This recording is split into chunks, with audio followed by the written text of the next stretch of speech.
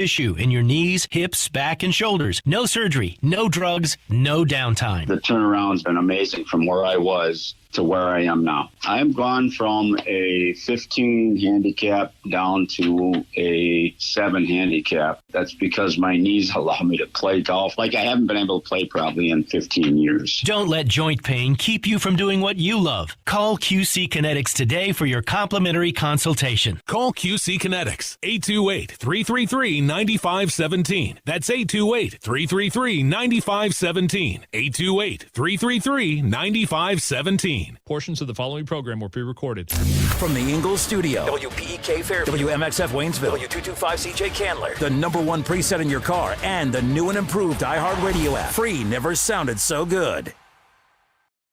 Live from the Ingalls studio, I can't wait to play with myself every day. the Sportsocracy. Damn the devil to hell! Let the big dogs eat! Let them on the field! Come get you some of this. Fire them cannons! By golly, put more powder in those things. He couldn't take any more disappointment. Oh my God, the Jets killed him.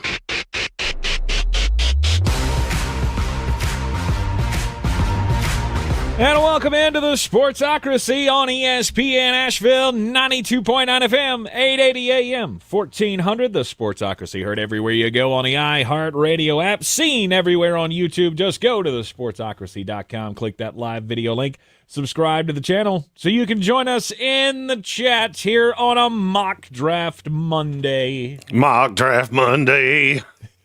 Jeremy's so excited about Mock Draft Monday. It is the first Mock Draft Monday of the Draftmas season. I was so excited about it that I completely forgot about it. So I'm really glad you remembered, because I didn't. I haven't done a full NFL every team mock draft in like a month.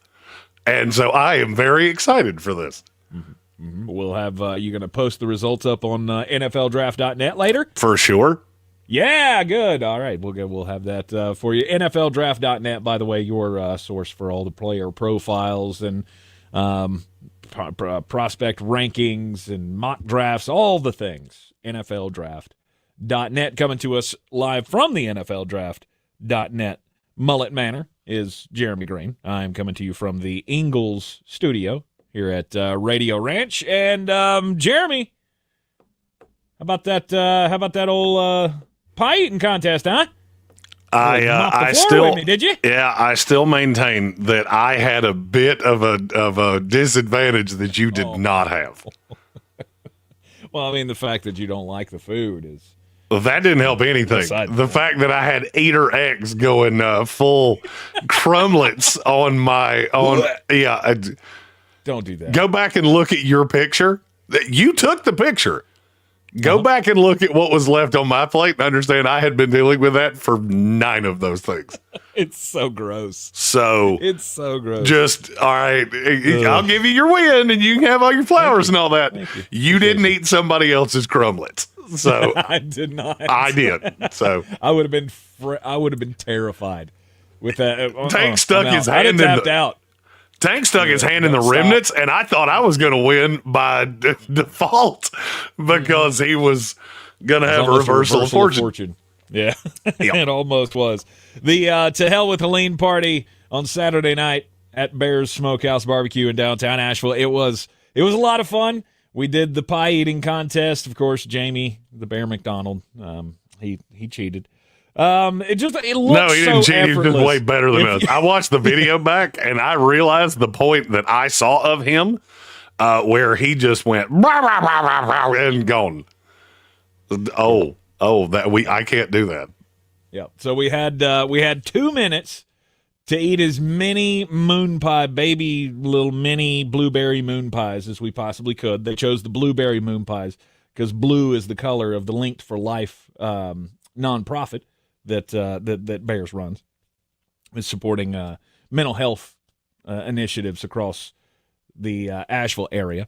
But we had 18 of them, and you ate as many as you can in the 2 minutes. Jamie the Bear McDonald, former professional eater, he zipped through his like nobody's business. I was trying to shove like the last one in my mouth that I could as they were counting down the clock, and I looked over, and you could see on the video the point where I went, "What? Wait a minute. How did he eat all of those? He was just chilling, just sipping his water for at least the last 10 seconds of the race. I ate 11 of them. Jeremy ate 9 of them in the 2 minutes. I feel like I should get at least another half of one for what I caught from old buddy standing beside me. And Jeremy was next to a guy who, well, let's just say he took it way more seriously than we did. He was going full Dunkaroo in his water, and straight up, grossest thing I've ever seen in my life. Then he wanted to like shake my hand, and I went, nope, that's going to be a no from me, dog. We can be buddies from afar, cause no, sir. He was trying to swing at the champ, and he didn't make it. There were still like 5 of the moon pies crumbled up on his tray when he was done. For sure. But, you know, it is what it is. I was a very neat, speedy eater. Me too. Trying to leave no crumbles, trying to get all of it in, you know, take it all in. An old chipmunk over there. I made the mistake of turning my head directly to the left and seeing that, and went, for as gross as this already was, it just got 84 times worse. Yes, it was not great. But I'll take third, and Jeremy will take fourth. And, you know, out of 8, that's not bad. We finished in the top half. It's fine. I did enjoy the one guy that ate one and just went, out. I've done my part. I got on the leaderboard. Bye. Right. It was the guy on my right, and I started chowing down, and I look over, and he's literally just grabbing them like he's at a tea party or something, just eating finger sandwiches. Just, okay, you guys are way too good at this. Like, nope, I will not be defiling the polo that I wore today. Right. No, sir. Basketball over the weekend. Duke continues to look like the team that's going to win the national championship, correct? We all still feel this way? Duke can beat Duke. No one else can. If Duke doesn't beat themselves, they are going to raise that trophy, period. I would agree. After Broome got hurt or in the Auburn game, thankfully he was able to come back and finish the game. But if he's hampered at all, then that takes everybody's shot away, I believe. I don't care if he finds that ooze that turned the Ninja Turtles into the Ninja Turtles. Duke will still beat them by 20. I do not care. Sorry to Sir Jimothy, who does have a super chat here. Here comes the money. Here we go. Money talk. Here comes the money. Feel free to super chat your comments in the YouTube stream. He says, "Go Gators! Final Four, all number 1 seeds. Thank you, basketball gods. For the first time since 2008, it is all number 1 seeds in the tournament. Only twice that's ever happened, which I would think that it would have happened more than that, but here we are." You would think that, but no. And it shouldn't have happened this year, except Texas Tech got to about the 4-minute mark and went, nope, we played 36 minutes. That's all we can do. Just gave it away to them. It was an ugly finish. That was actually the only part of that game I saw, because I had been watching the score, and then I saw it was on in the bar, and I went in there and watched the last 4 minutes and was just dumbfounded. Hey, Grant McCaslin, do you actually understand how the end of a college basketball game works? Because I don't think you do. The bracket looks, my bracket looks pretty good. If you went chalk in the later rounds, I told you to. You should have done that. I got 3 of 4 Final Four teams. St. John's the only one that screwed me. The only problem is that I had them win the next one too. So I am where I will be. Yeah, as did I. I had 7 out of the 8 Elite 8 teams. St. John's screwed me on that one.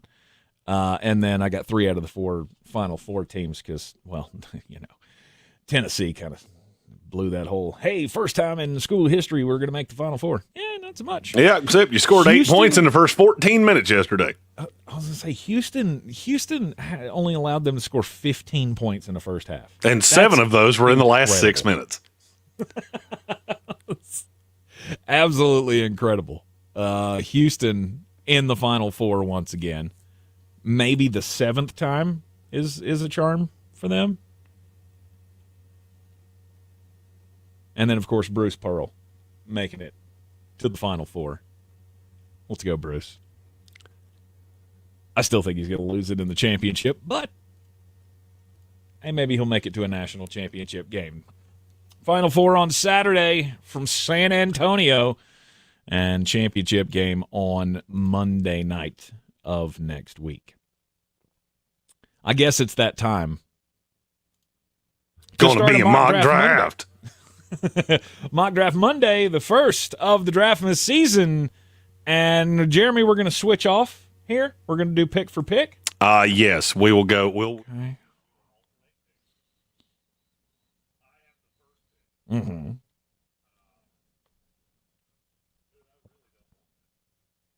You really don't want to? Huh.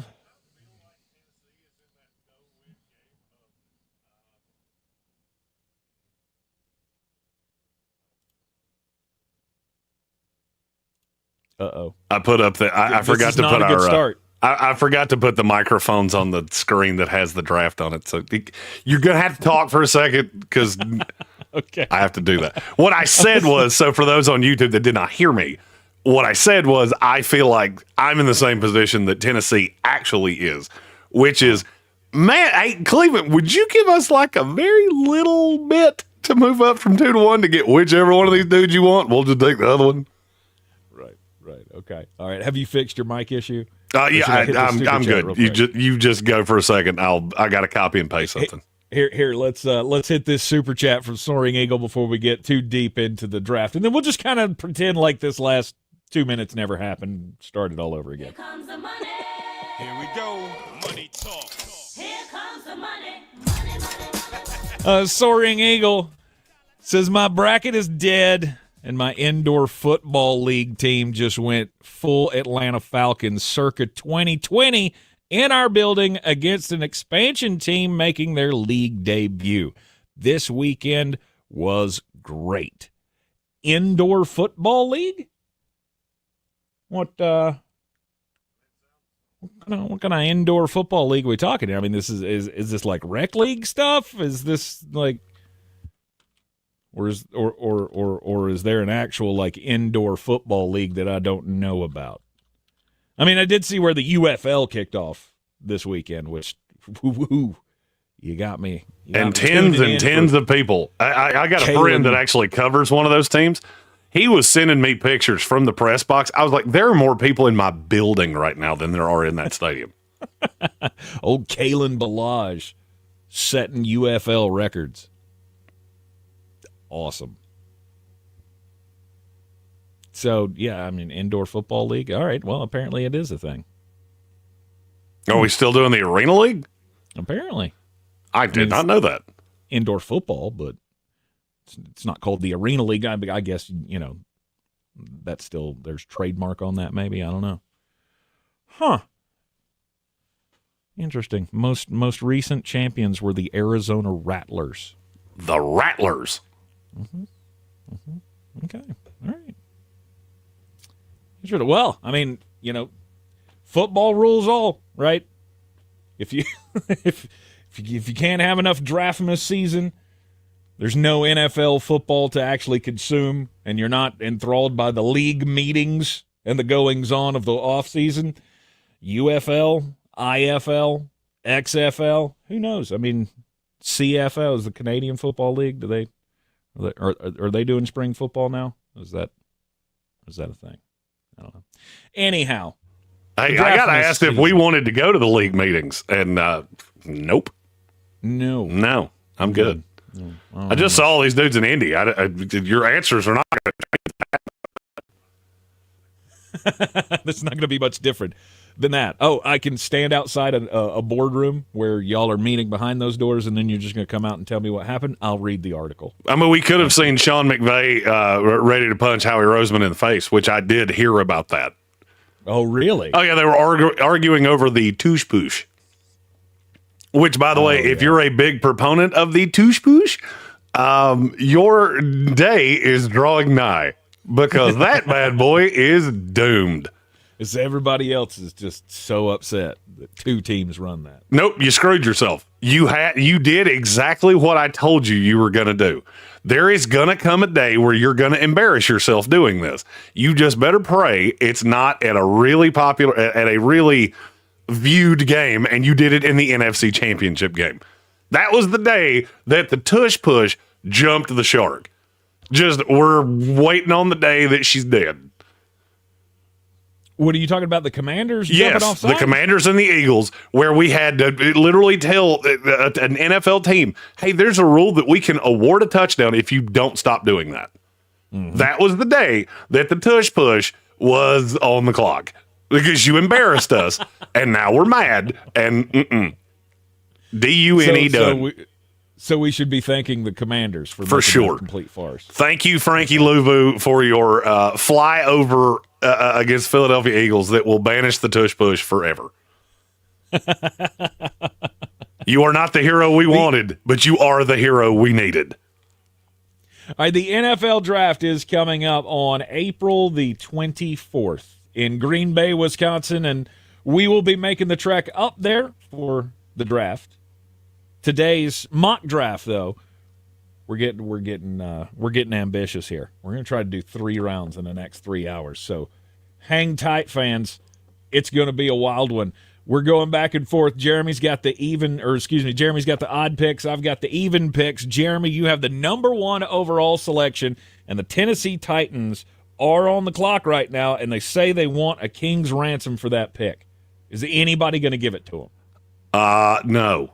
And this posturing of, hey, we really believe in Cam Ward now because we saw him at his pro day and he was a cool guy. That's not going to work. Okay, we all know where you are. This is the worst kept secret in the world. Tennessee wants to take Abdul Carter really bad, but they feel like they can't do it because they have to take the quarterback. Now, if you'll give me a reason to trade out of this pick, I'll happily take Abdul Carter over Shedeur Sanders. But we can't do it with Cam Ward. Right. So we will start the pickings in earnest after this commercial break, and then we will go for a long time of just pick after pick after pick. Tank said he only needs nominal coaching, so I will offer advice when it is needed. You can phone a friend, and I will assist. Thank you. You're in the Sportsocracy, and this is ESPN Asheville, 92.9 FM, 880 AM, and 1400. This is the story. All right, we're clear. Who, as a maintenance specialist for a historic high-rise, knows that vintage charm historically needs constant attention. Which is why, when it's time to upgrade turn-of-the-century mechanicals, they turn to Grainger. With easy access to 1 million+ products and the scale to deliver when and where you need them. The right tools and supplies are never far away. So the one can keep that vintage building running like new. Call, click Grainger.com, or just stop by. Grainger, for the ones who get it done. Tractor Supply knows that a winning season takes practice, teamwork, and a can-do attitude. Thankfully, when you have a neighbor like Tractor Supply, teamwork comes easy. Whether you're caring for pets, chickens, or a few acres, our team members will help you succeed. Sure, I like that. For life out here. Ask the audience. Heroes these days. But at Ingalls, we know that a lot of our heroes are a little closer to home. They're the ones who give us what we need for those everyday adventures. That's why we look up to the ones who look out for us. It all started with a bracket full of dreams. And soon, one team will cut down the nets.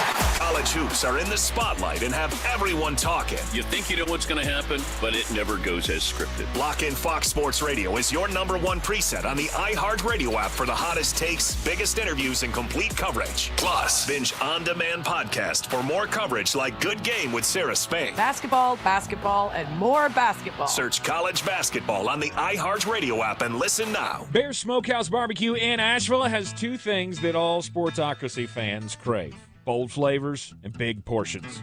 Oh, yeah.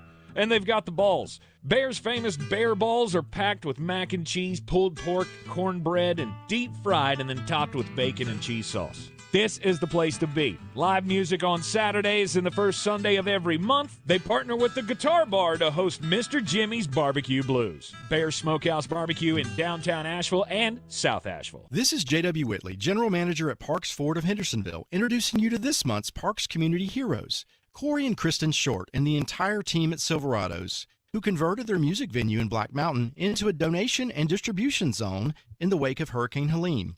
Corey and his team founded Valley Strong Disaster Relief, dedicated to providing essential support to our neighbors in need. Nominate your Parks Community Hero at parkscommunityheroes.com. Experience the Parks Promise today at parksfordhendersonville.com. Buying or selling a home doesn't have to be stressful. Let me, Clarissa Marshall with eXp Realty, your local real estate expert, guide you every step of the way. Whether you're searching for your dream home, looking to sell quickly, or exploring investment opportunities, I've got the experience and the tools to get you the best deal possible. Call me, Clarissa Marshall with eXp Realty at 828-774-6343. Let's make your real estate dreams a reality. I'm your trusted realtor. I'm making moves and making dreams come true. It's the moment you dream of, the moment you work for, train for, run wind sprints when nobody's watching for, the moment when hours of gym time, court time, prep time, all culminate into this time, the moment when millions of bounces, blocks, and boards all add up to this, your moment. Ingalls, we're with you every step of the way.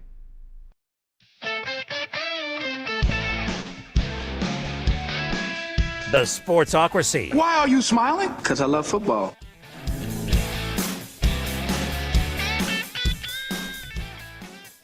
It is ESPN Asheville, the Sportsocracy, coming to you live here from the Ingalls studio and the NFLDraft.net Mullet Manor. It's a mock draft Monday. The number one pick in the NFL draft, the Tennessee Titans. Jeremy, once again, you're going with not the quarterback? I'm not sold. I'm not sold that it's going to be Cam Ward. I think when they actually get on the clock and they realize there is nowhere for us to go, no one's coming up here, I think they're going to do what they have to do to get their guy. And so at 1, I'm going Abdul Carter. Okay. All right. Abdul Carter for the Tennessee Titans. I think he's the best player in this class. It's him or Travis Hunter. And I don't really care which one you have, 1 or which one you have 2, but that's who it is. It's not Cam Ward. So I'd struggle to believe a new GM is going to tie himself to a quarterback that I don't think they fully believe in.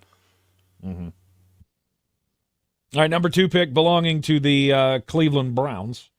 I have control of the even picks in this exercise. So I'm going to follow the big board because I'm giving him Travis Hunter. I'm not going to audible you much. They will not take Travis Hunter. Why? You'd have to ask them, but they're not in on Travis Hunter.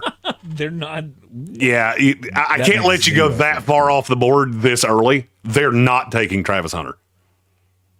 Wow. Okay. That was actually specifically said. Throw this pick away and set it on fire. Well, I've told you time and time again, I know who the first 2 picks are. I just don't know who's going where. Because for whatever reason, there was something weird, and I don't know if it was Travis Hunter doesn't want to be there. I don't know what it is. It was a weird vibe at the Combine that Cleveland basically did not even want to talk about Travis Hunter. And then you heard things behind closed doors. That will be the only time I audible one of your picks, but I will tell you that is not happening.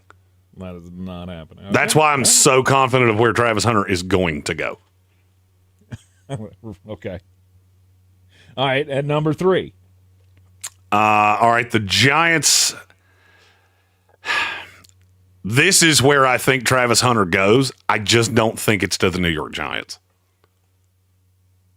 I have long had an issue with there are 2 teams up here in the top 5 that do not have they don't have a great feeling about him for whatever reason. The Giants are absolutely in love with Shedeur Sanders. Riddle me this. Who's trading up to get Shedeur? Nobody. Is there any risk of him going 4 or 5? No. So why would the Giants not just trade back to 6 with the Raiders? You're not going to get as much as you want. But the Raiders come up here and get Travis Hunter. So the Raiders would trade up and they'd have to give what? I do not think it would include another one. but it could very easily include 2 twos. Which, I get it. I know the Raiders are not going to be in love with that idea. I keep going back to, you understand their coach is 400,000 years old, right?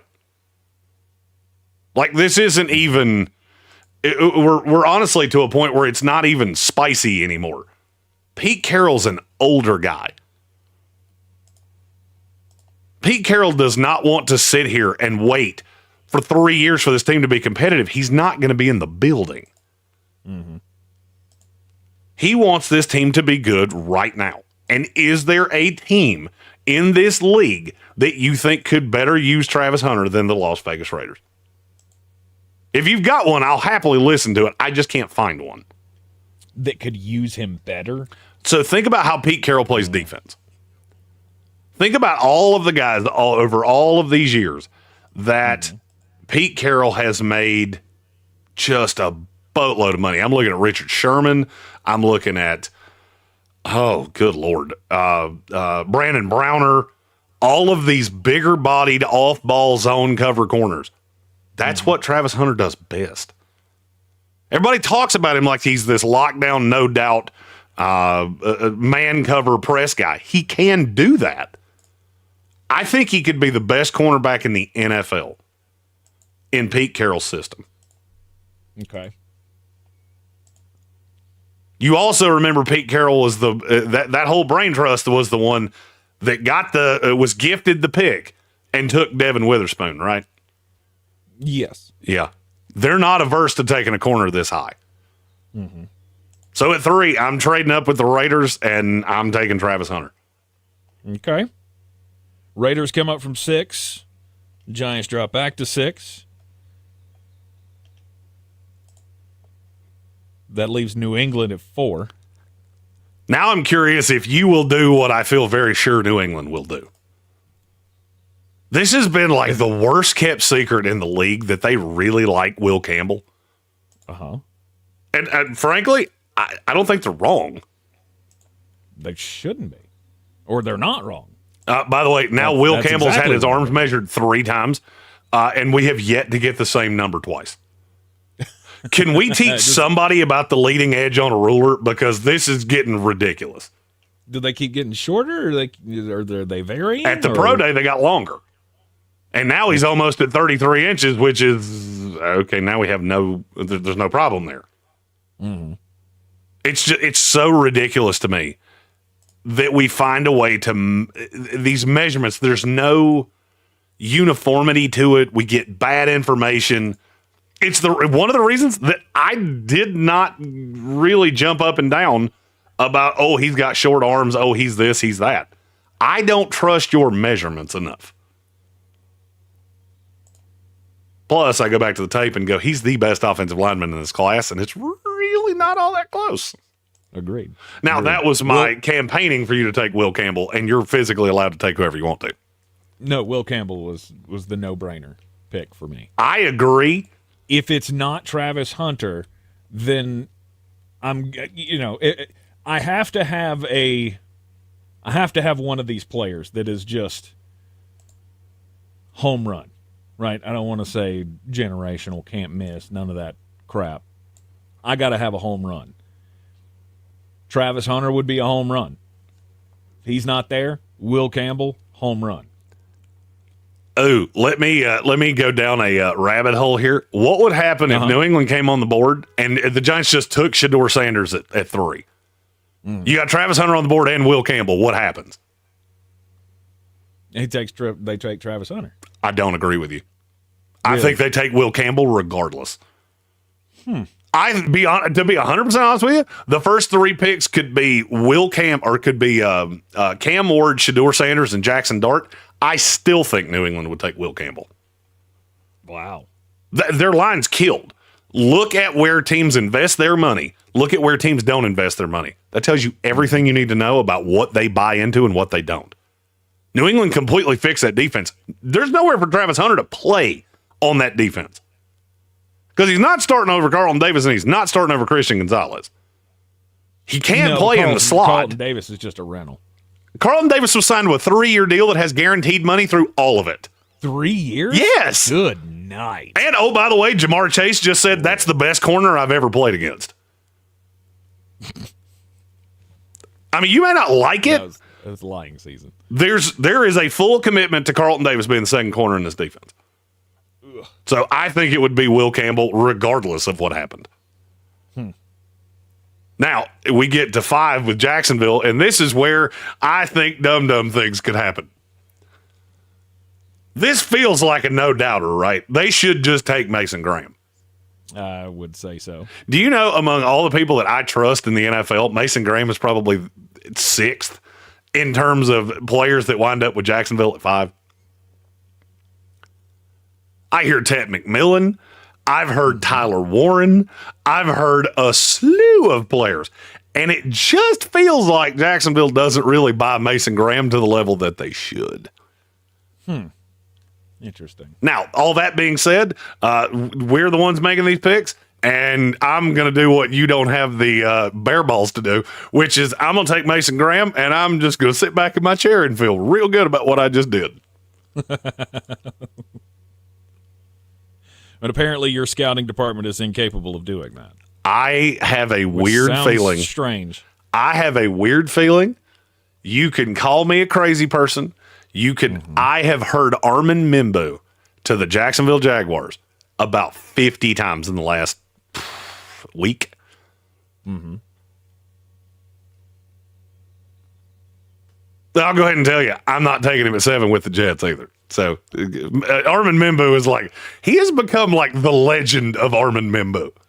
By the time we get to draft day, I'm pretty sure he's going to have superpowers. They're just trying to pencil him in somewhere. Oh, well, I mean, but he ran like a 4.89, and he's got these long arms. And sweet. If I got into a bar fight, yeah, I would love to have Armin Mimbu on my team. Is he a good football player? And I don't know the answer to that. So at 6, we've got the New York Giants after the trade down with the Las Vegas Raiders, and they take Shedeur Sanders. For sure.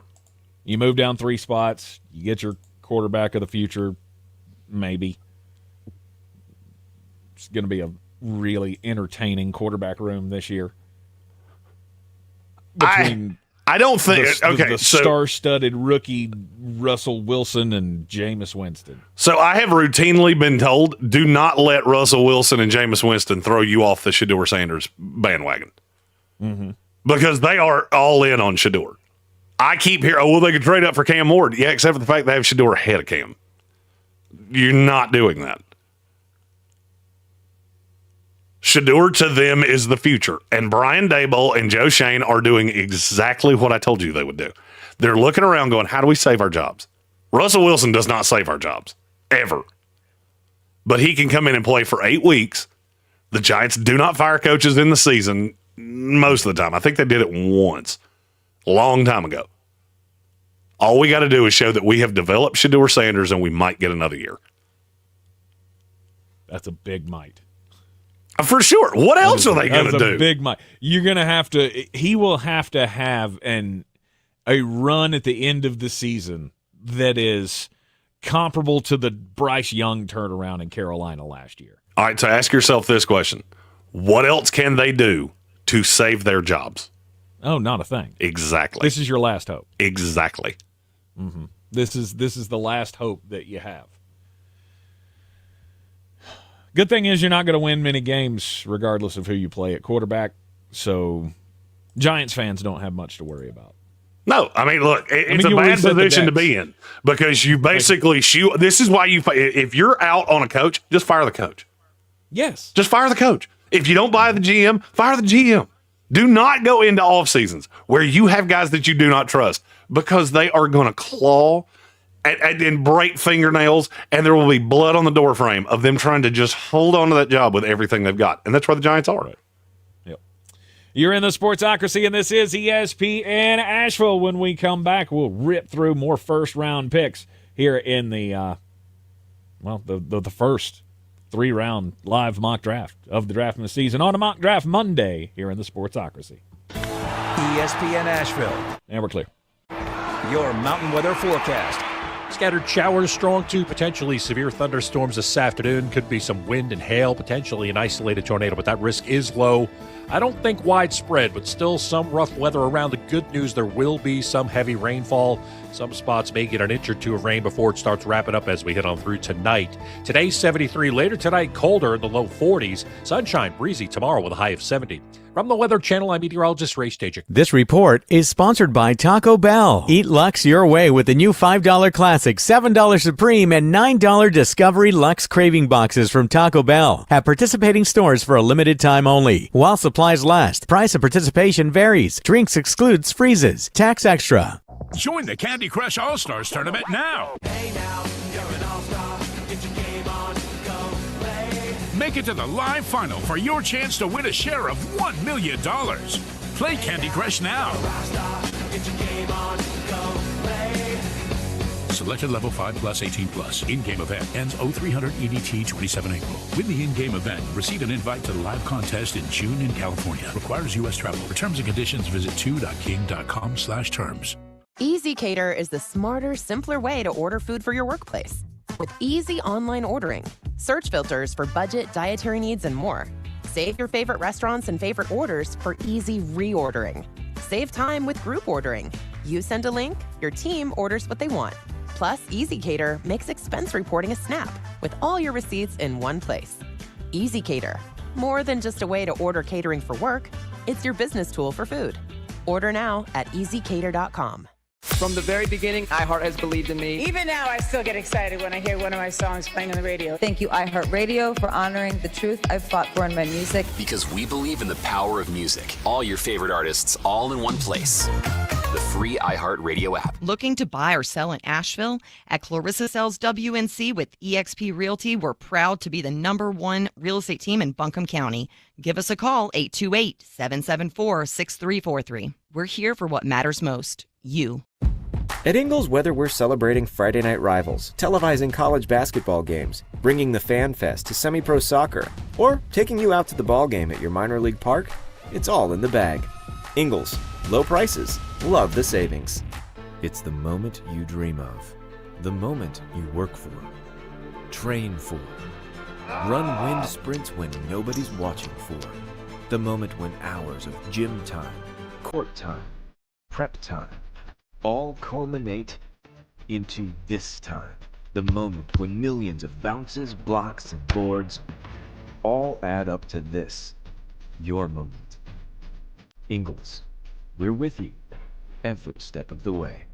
This is J.W. Whitley, General Manager at Parks Ford of Hendersonville. Our purpose, to improve lives with every interaction. Nominate your Parks Community Hero today at parkscommunityheroes.com. Like Trent and Doug, whose first instinct was to fill their trucks with supplies and drive to the hardest hit areas in those first hours. Like Eric, who hosted the football team to support their neighbors and begin the cleanup efforts. Nominate your Parks Community Hero today at parkscommunityheroes.com. That's parkscommunityheroes.com. Experience the Parks Promise today at parksfordhendersonville.com.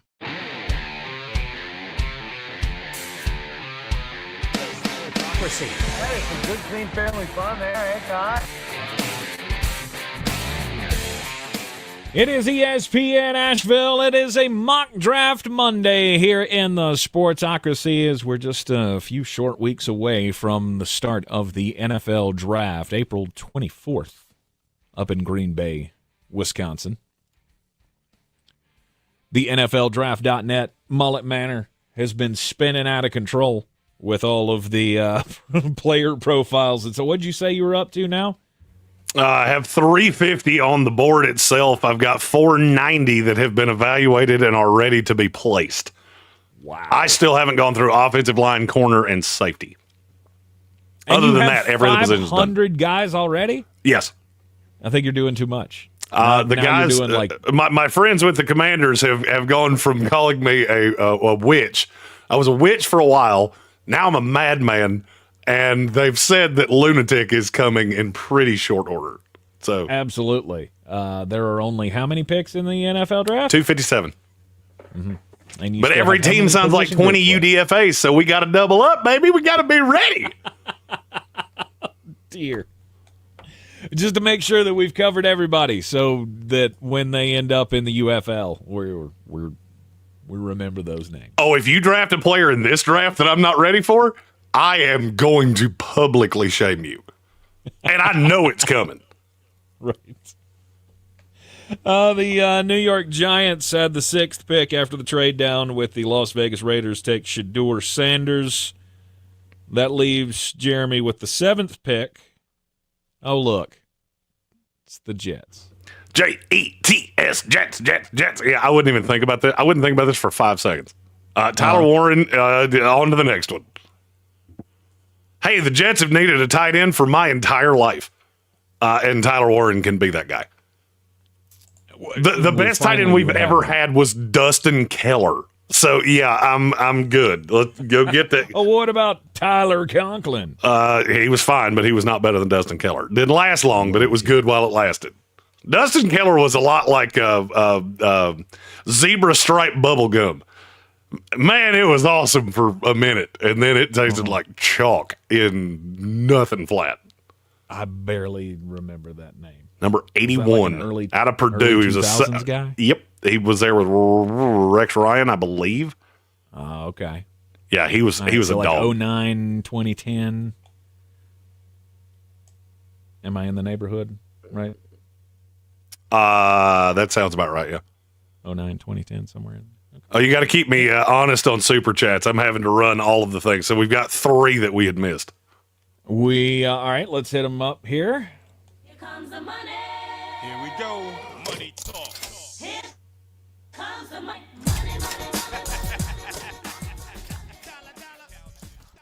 All right, the first one from Colin. He says, what up, Jeremy Tank? What up? Quick question. D-line from Mississippi. I think his last name is Nolan. Yeah, Walter Nolan. Falls to 31 or a really good offensive lineman? Walter Nolan will not be there at 31. If he is, we did it wrong. So I don't think Walter Nolan will be there, but I do think there will be an offensive lineman there. And when we get to Kansas City, I will tell you why there is a player that I cannot stop putting with the Chiefs. All right. Here comes the money. Here we go. Money talk. Here comes the money. Great North Sports says trade price will be lower this year per DJ for what it's worth. I mean, of course it will. There's not the highest of high-end players. This is a much deeper class. So teams, look, everybody wants to trade down. I hear this every time we do a mock draft. Oh, well, we can trade down. Well, you could, but you're going to get about 40 cents on the dollar, and then you're going to complain, well, we didn't get enough. That's what happens when there aren't high-end quarterbacks in a draft class. This is what happens when you have 2 elite prospects and then a big jump down and like 5 more really high-end prospects. And then my grades from 15 to 60 are not that far off. Right. All right, and then from Hoffman. Here comes the money. Here we go. Money talk. Here comes the money. Matthew Hoffman says, trending this year, overpaying for everything. Just saying. Well, I mean, you got to remember the salary cap went up. So, yeah, guys are the money's gotten stupid. The trade comp's gotten stupid. If you want to trade up into the top 5. Now, do I think there will be a lot of trades in the teens? I do. I very much do. Because there's several teams that I don't like where you're sitting. Atlanta Falcons. And they don't have a ton of draft capital either, so they could look to trade down. And they would accept, well, we only got a 3rd and a 5th for moving down 10 spots. Okay. That's fine, because we need a 3rd and a 5th real bad. All right, the Jets at 7 take Tyler Warren, the do-everything tight end from the Penn State Nittany Lions. Yep, and I am committed to I am not helping you here.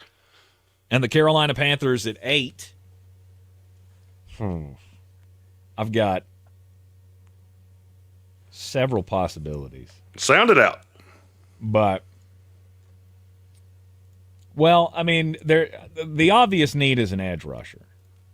But the Carolina Panthers do that thing that they do and just reach for the nearest edge rusher to them? Are they taking a swing on James Pierce Jr. this early in the draft? Well, I mean, it's time we all get our brains around. Jeremy's higher on James Pierce than anybody else is. James Pierce not going this high. No. His door really opens at about 15. Mm-hmm. And it could stay open for a minute. Whether it should or not, it's where we're at.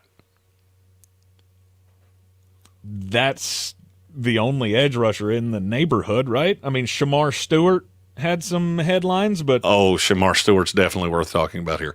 Not because I think you should do it, but because I think they will do it. Oh, you think that's who they end up picking? I do. I keep hearing two names with Carolina. Neither one makes even a lick of sense to me. Shamar Stewart's one, Jalen Walker's the other. Okay. And if you told me you were taking one or the other, give me Shamar Stewart 58,000 times out of 10. Because if you take Jalen Walker at 8, I am going to ruthlessly make fun of you. Right. I can't take either one of them at 8 because I feel like it's a reach for it's too much of a reach. Mm-hmm. So now I'm stuck on the wide receiver or the corner. And I think Tet McMillan should be the pick. That was who I had them taking originally. I don't think receiver is as big of a need for Carolina as everybody else does because I think you're pretty good right now. You're not great because you've got Liggett, you've got Coker, you've got Adam Thielen. I got a lot of ifs. For sure. There's a whole bunch of ifs there. For sure. I don't have a no doubter. And I would have one if I drafted Tet McMillan. I don't know about no doubter. Really? I don't know about no doubter. He's got is there a great chance of him flaming out? Not flaming out, no. I won't say it's flaming out. I think there is a possibility that he is not fast enough. I think there is a possibility that he does not separate well. Mm-hmm. And that he has to win contested catches. That's fine until you go up against somebody that's really good and really physical. Look, I'm not going to begrudge you for taking Tet McMillan because I think that's way better than what I'm hearing with Jalen Walker or Shamar Stewart. I think you would get a lot of pushback but we're so bad defensively. You got to remember, fans short for fanatic, listening to reason is not something that fans do well. No. And they're going to see a receiver and go, but we're terrible defensively. Yeah, but you're not that great offensively either. You're way better offensively than you are defensively. I mean, sure. End of the season last year, you saw that offense start to come around. You saw Coker making plays like all season long. Liggett finally, started showing some flashes. But again, I don't feel like you have that guy. And for the value at 8, if I can't trade out of that spot, then I got to take the best value. So you're going Tet McMillan. It's either going to be Tet McMillan or it's going to be Will Johnson. I don't think Will Johnson fits the scheme well enough to do that at 8. Precisely. I love Will Johnson in a lot of schemes. It's just not. It's not with Carolina. By process of elimination, I had 4 possible targets there. And I took the one that made the most sense at 8 to me. I don't begrudge you. Now, the fun thing is, and that's the beauty of drafts like this, hey, what you just did with Carolina, now I get to do it with New Orleans because my number 1 choice would have been Tyler Warren. Uh-huh. Where do I go from here? If you're New Orleans, just be really honest with yourself. So Tet's gone.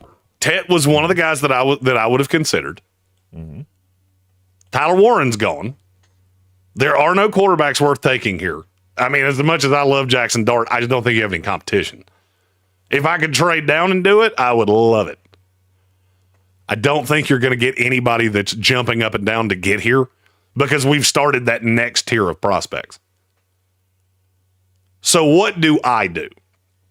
This is where I fall into, and I struggle sometimes mock drafting here because my own rankings and my own bias start to prevail. I don't think there is a huge drop-off from Mason Graham to Walter Nolan. I really don't.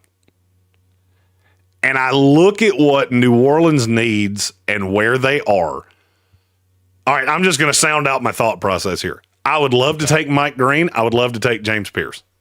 I would love to. I don't think I can. I think if I do that and I'm wrong, I'm fired.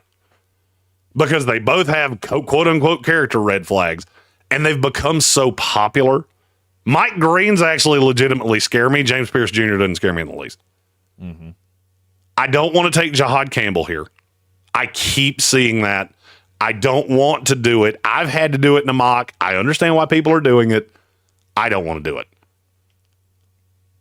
So where am I supposed to go? I'm going to go to the guy that I think has really high upside at a position that I really need. So I'm going to take Walter Nolan at 9. Okay.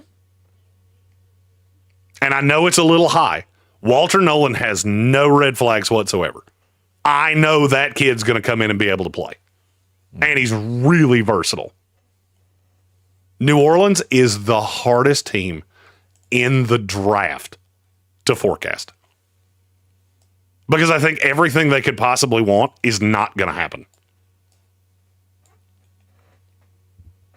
Are they not in on Will Johnson?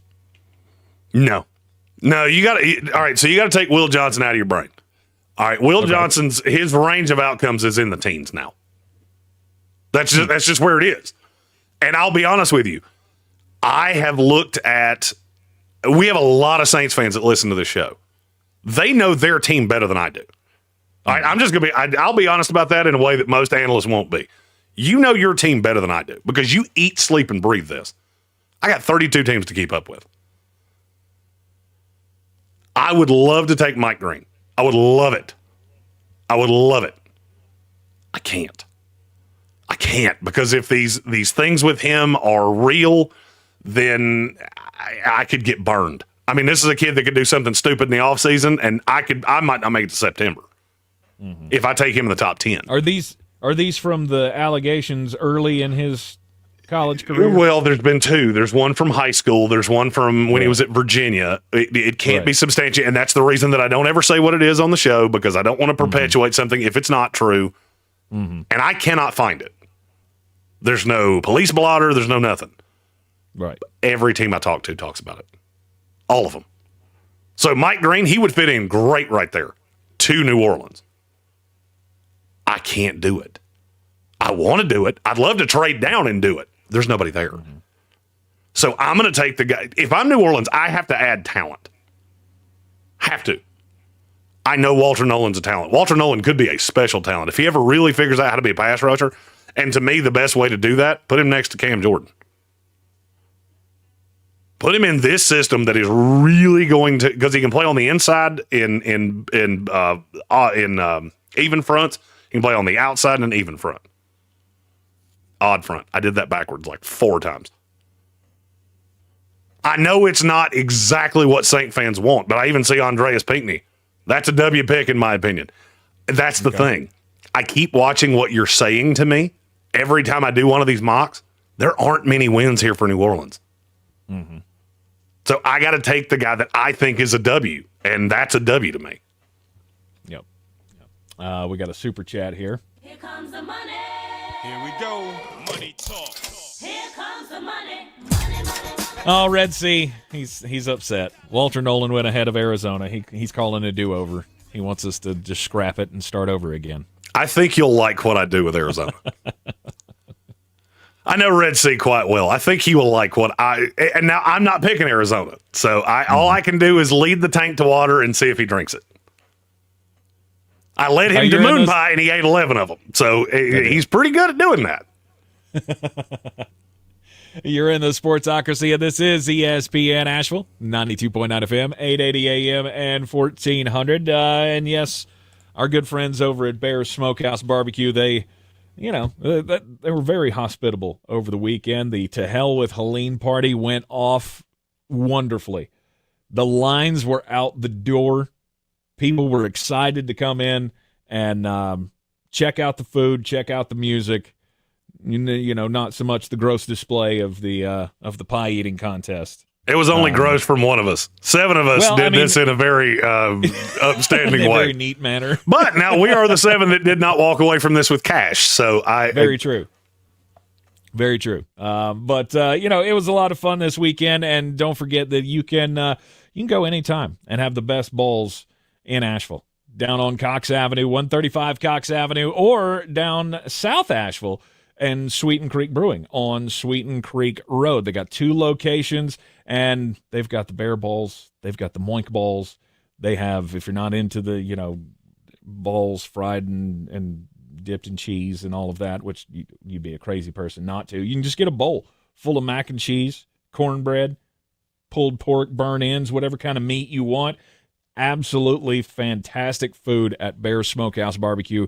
It's the reason they are the barbecue of the Sportsocracy. All of the sauces. Did you get your sauce, Jeremy? Did they I did not, but I'm well, there were a lot of people. I'm always the guy that it's always great when people want to give you a gift, but I like you're so good to us anyway. Like that's a gift that could go to someone else. And I'm good with that.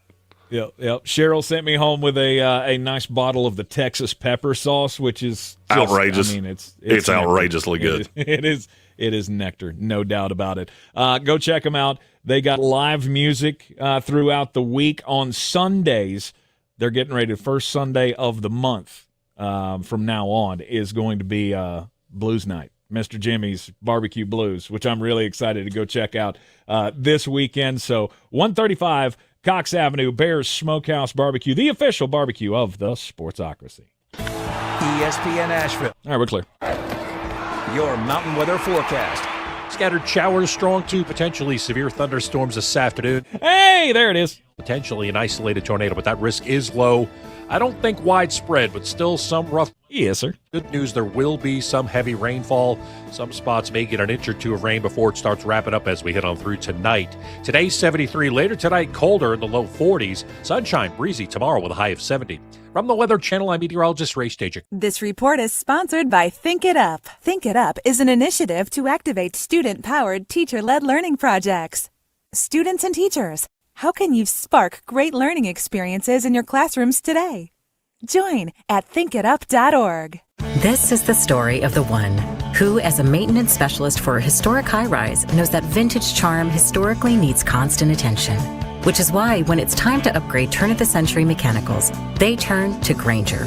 With easy access to 1 million+ products and the scale to deliver when and where you need them. The right tools and supplies are never far away. So the one can keep that vintage building running like new. Call, click Grainger.com, or just stop by. Grainger, for the ones who get it done. Tractor Supply knows that a winning season takes practice, teamwork, and a can-do attitude. Thankfully, when you have a neighbor like Tractor Supply, teamwork comes easy. Whether you're caring for pets, chickens, or a few acres, our team members will help you succeed. Season after season. Tractor Supply, for life out here. Marvel Studios' Thunderbolts will take the world by storm. The world has never faced a threat this big. And you're going to help me stop it. Us? Why, you got someplace to be? On May 2nd. Avengers are gone. No one's coming to save the day. Their time. I think we could be the people that are coming. Has come. Being the hero, there is no higher calling. Let's do this. Marvel Studios Thunderbolts. Only theaters May 2nd. This film is not yet rated. Nationally. The word has been out nationally, affecting all Americans. Globally. The world is on fire, folks. Locally. This just happened across my street. For all the happenings. Inflation. Illegals, homelessness. Crime. News Radio 570 WWNC. Looking to buy or sell in Western North Carolina? At Clarissa Sells WNC, we're proud to be the #1 real estate team in Buncombe County, selling over 100 homes in 2024. We represent both buyers and sellers, and with a personalized approach to meet your needs. At Clarissa Sells WNC, real estate isn't about properties, it's about people. Call me today, Clarissa Marshall, at 828-774-6343. When it comes to real estate, we're here for what matters most, you. Do better, be better every day. That's the Parks Promise. Our mission, to improve lives with every interaction. This is JW, General Manager at Parks Ford Hendersonville. Experience the Parks Promise today at parksfordhendersonville.com. That's parksfordhendersonville.com. ESPN Asheville, broadcasting from the Ingles studio at Radio Ranch. Log on to ESPNAVL.com and make us your number one preset on the iHeartRadio app. ESPN Asheville, number one for sports coverage in the mountains. Mountain Graphics and Showtime Sports have teamed up under a new local owner to serve our community with the finest custom apparel and unique branded items at the best price. Mountain Graphics and Showtime Sports can customize whatever you, your team, or your local group may need with high-quality screen printing, embroidery, and laser engraving. Visit mtngraphicsavl.com or showtimesportsavl.com. That's mtngraphicsavl.com or showtimesportsavl.com for your local one-stop custom apparel shops. In the aftermath of Hurricane Helene, we found out a lot of things about our community. We saw neighbors helping neighbors, and we learned in desperate times one of the best things to have around is a redneck with a chainsaw. Not just a chainsaw, boy, just country boys in general. When you live in these mountains, you figure it out. Like, you make stuff happen. After answering the calls for help that they heard on the radio, the Chainsaw Brothers are still here, making it happen the right way. Fair, insured, and local. Need tree help? Call the Chainsaw Brothers. 316-1013. 316-1013. Rapid radios are instant push-to-talk walkie-talkies offering national LTE coverage and no subscription ever. A great alternative to a mobile phone for your kids. For a limited time, go to rapidradios.com and you'll get 60% off. Free UPS shipping. Add code radio and get an extra 5% off. From the Ingles studio. Here we go. K Fair, WMXF Waynesville, W225CJ Candler, the number one preset in your car, and the new and improved iHeartRadio app. Free never sounded so good. The Sportsocracy. It fires me up, man. I love it. Say it one more time. The Sportsocracy. Shake it back! Beer City's best sports talk. It is gross. Just earlier. They are mature, actually. You just have to get to know them better. Your lunchtime dose of dumbassery. Live from the Ingles studio.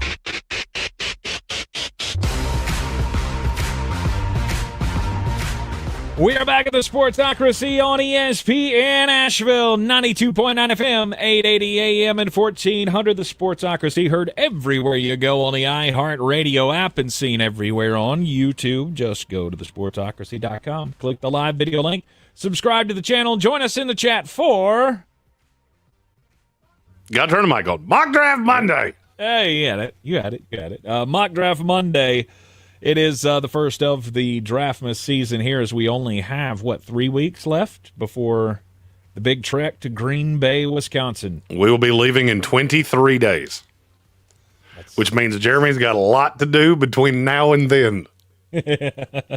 Indeed you do, my friend, and including all of the prospect rankings and profiles and all the things that you can find over at NFL Draft. .net. And don't forget to, of course, follow us on all the social medias and on the YouTubes, as you can check out all of at ESPN Draft Nerds NFL draft coverage there. We are in the midst of a mock draft Monday. We're trading off picks here, and I think we're only going to make it through one round on today's program, as we made it through 9 picks in the first hour of the program. Woo! Yeah, we'll do rounds 2 and 3 tomorrow. He was like, I think we could do all 3 rounds. Are you sure? Are you sure? I don't know about that. I don't think you should be sure. Welcome back into the show. We are at number 10 pick. I've got the evens. Jeremy's got the odds. The Chicago Bears on the clock with the 10th pick. And Ashton Gianti's the pick, correct? I don't agree with you, but it's your pick. Really? The Chicago Bears... they could use with a star running back. Sure, they absolutely could. And here's my question. They have 2 picks in the second round at 39 and 41. Why would I not take a running back there? I keep seeing people do this. There's not a huge difference to me between Caleb Johnson, who I would get at 39-41, and Ashton Jeanty. Mm-hmm. Jeanty is an elite between the tackles runner. And by the way, this is your pick, so you take who you want to. I'm going to tell you why this doesn't make sense to me. Then I'm going to click the button, and you tell me why it does make sense to you. Okay. Jeanty, to me, is shorter than I thought he was. He's 5'8", and he's barely 5'8". Mm-hmm. I've seen a lot of running backs in this league that have – it's not that they've washed out. It's just how long can a guy that runs the way Ashton Jeanty does, how long can you hold out when you're 5'8", 210? I have a Marion Hampton ahead of him, straight up, because he doesn't do the things that Marion Hampton does well. Hampton's a better receiver. Hampton's a better pass blocker. Genty is elite between the tackles. With Chicago, okay, I get it. I think they're in love with Caleb Johnson. I've thought that the whole time. I've actually been told that numerous times. But if Genty falls in their lap, I don't think they expected him to be here. I don't think they expected him to be here at 10. There's not really a position that makes a ton of sense for them. Because it's too early for Malachi Starks. It's too early for Eamon Worry. It's too early for Kenneth Grant. It's too early for a lot of those guys. So you make the best of a bad situation. I don't love it, but now you tell me why you do. I don't necessarily love it. I mean, I think it would be just fine to have him as a, two-headed monster running back with DeAndre Swift. I mean, Swift already has injury issues, so maybe that helps you make this decision, or at least make it more palatable when it comes when it falls in your lap, as you said. I don't think that they would be standoffish about it. I feel like this is a pick that they would get excited about because he's got the eye of teams ahead of him, apparently, according to. If this was every other year in the last 10, I would agree with you. The problem is this running back class is so damn deep. And I've read this book. They all get pushed down. And we think because Genty he broke all these records and he ran for all these yards, there are a lot of teams asking the same question I did. Why were you so bad against every good team you played? They go back to that Penn State tape and go, you don't look like a top 10 pick here. Well, but he didn't have the talent around him. Okay, top 10 running back, you should be able to get around that. And he was irrelevant. And it bothers me. It bothers me as I'm looking at a draft where I see three bell cows. I just finished my rankings on running backs last night. I have draftable grades on 33 running backs. I have another 16 that are priority undrafted free agents. That's a lot. I mean, 49 running backs in a draft class is a lot. Right. But Ashton Gianti's the headline grabber. I don't care about headlines. I want to win games. I think it would grab enough headlines in Chicago to make fans happy. Yep, don't care about grabbing headlines. I want to win games. And in that system, okay, maybe he can be the David Montgomery. I'm not so sure that DeAndre Swift can be the Jahmyr Gibbs, and that's where that comp kind of falls apart for me. Is that you still don't have that super versatile guy. And you say DeAndre Swift, but I don't think DeAndre Swift's that good, and I never have. Well, I mean, he's fine. He's not jumping off the page as a world beater, but he's a pretty decent pass catcher. He's not one that you can split out and play him wide, but he's a pretty good pass catcher out of the backfield, and is used to playing that third down role as a runner. And he's not a great blocker. No, and he may get Caleb Williams killed. Which is why I just keep going back to, I don't know what it is that all of you are seeing. He's really good, but he's really good at something that there are several other guys in this class that are really good at. Mm-hmm. All right, number 11. If I'm the San Francisco 49ers, I sit here and go, well, the world is my oyster because I had 4 names on my list, and they're all still here. So I'll call the one that it's very obvious I'm not going to take. So Mike Green will not be my pick. Okay. Too high with the potential character red flags. Mm-hmm. So that leaves me with Jahdae Barron, who I think Robert Saleh would just absolutely love. But it's a little high for me. Not crazy, but it's a little high. Mm-hmm. Armin Mimbu, who in this particular offensive scheme I would really like. I would like him as a guard, but he could play right tackle too. Mm-hmm. And then who I'm ultimately going to take because he's just too good of a fit in this system. I'm going Will Johnson. And I made it sound like I had to think about that for a real long time. I didn't. You put him in that San Francisco defense, playing that role that DJ Reed played for the New York Jets. Mm-hmm. Ooh, he's going to be real good. And you've got other pieces in that defense that I think he pairs nicely with. Lenore. It's fine. It's fine. That's the piece that ties that back half together. I can add a pass rusher later.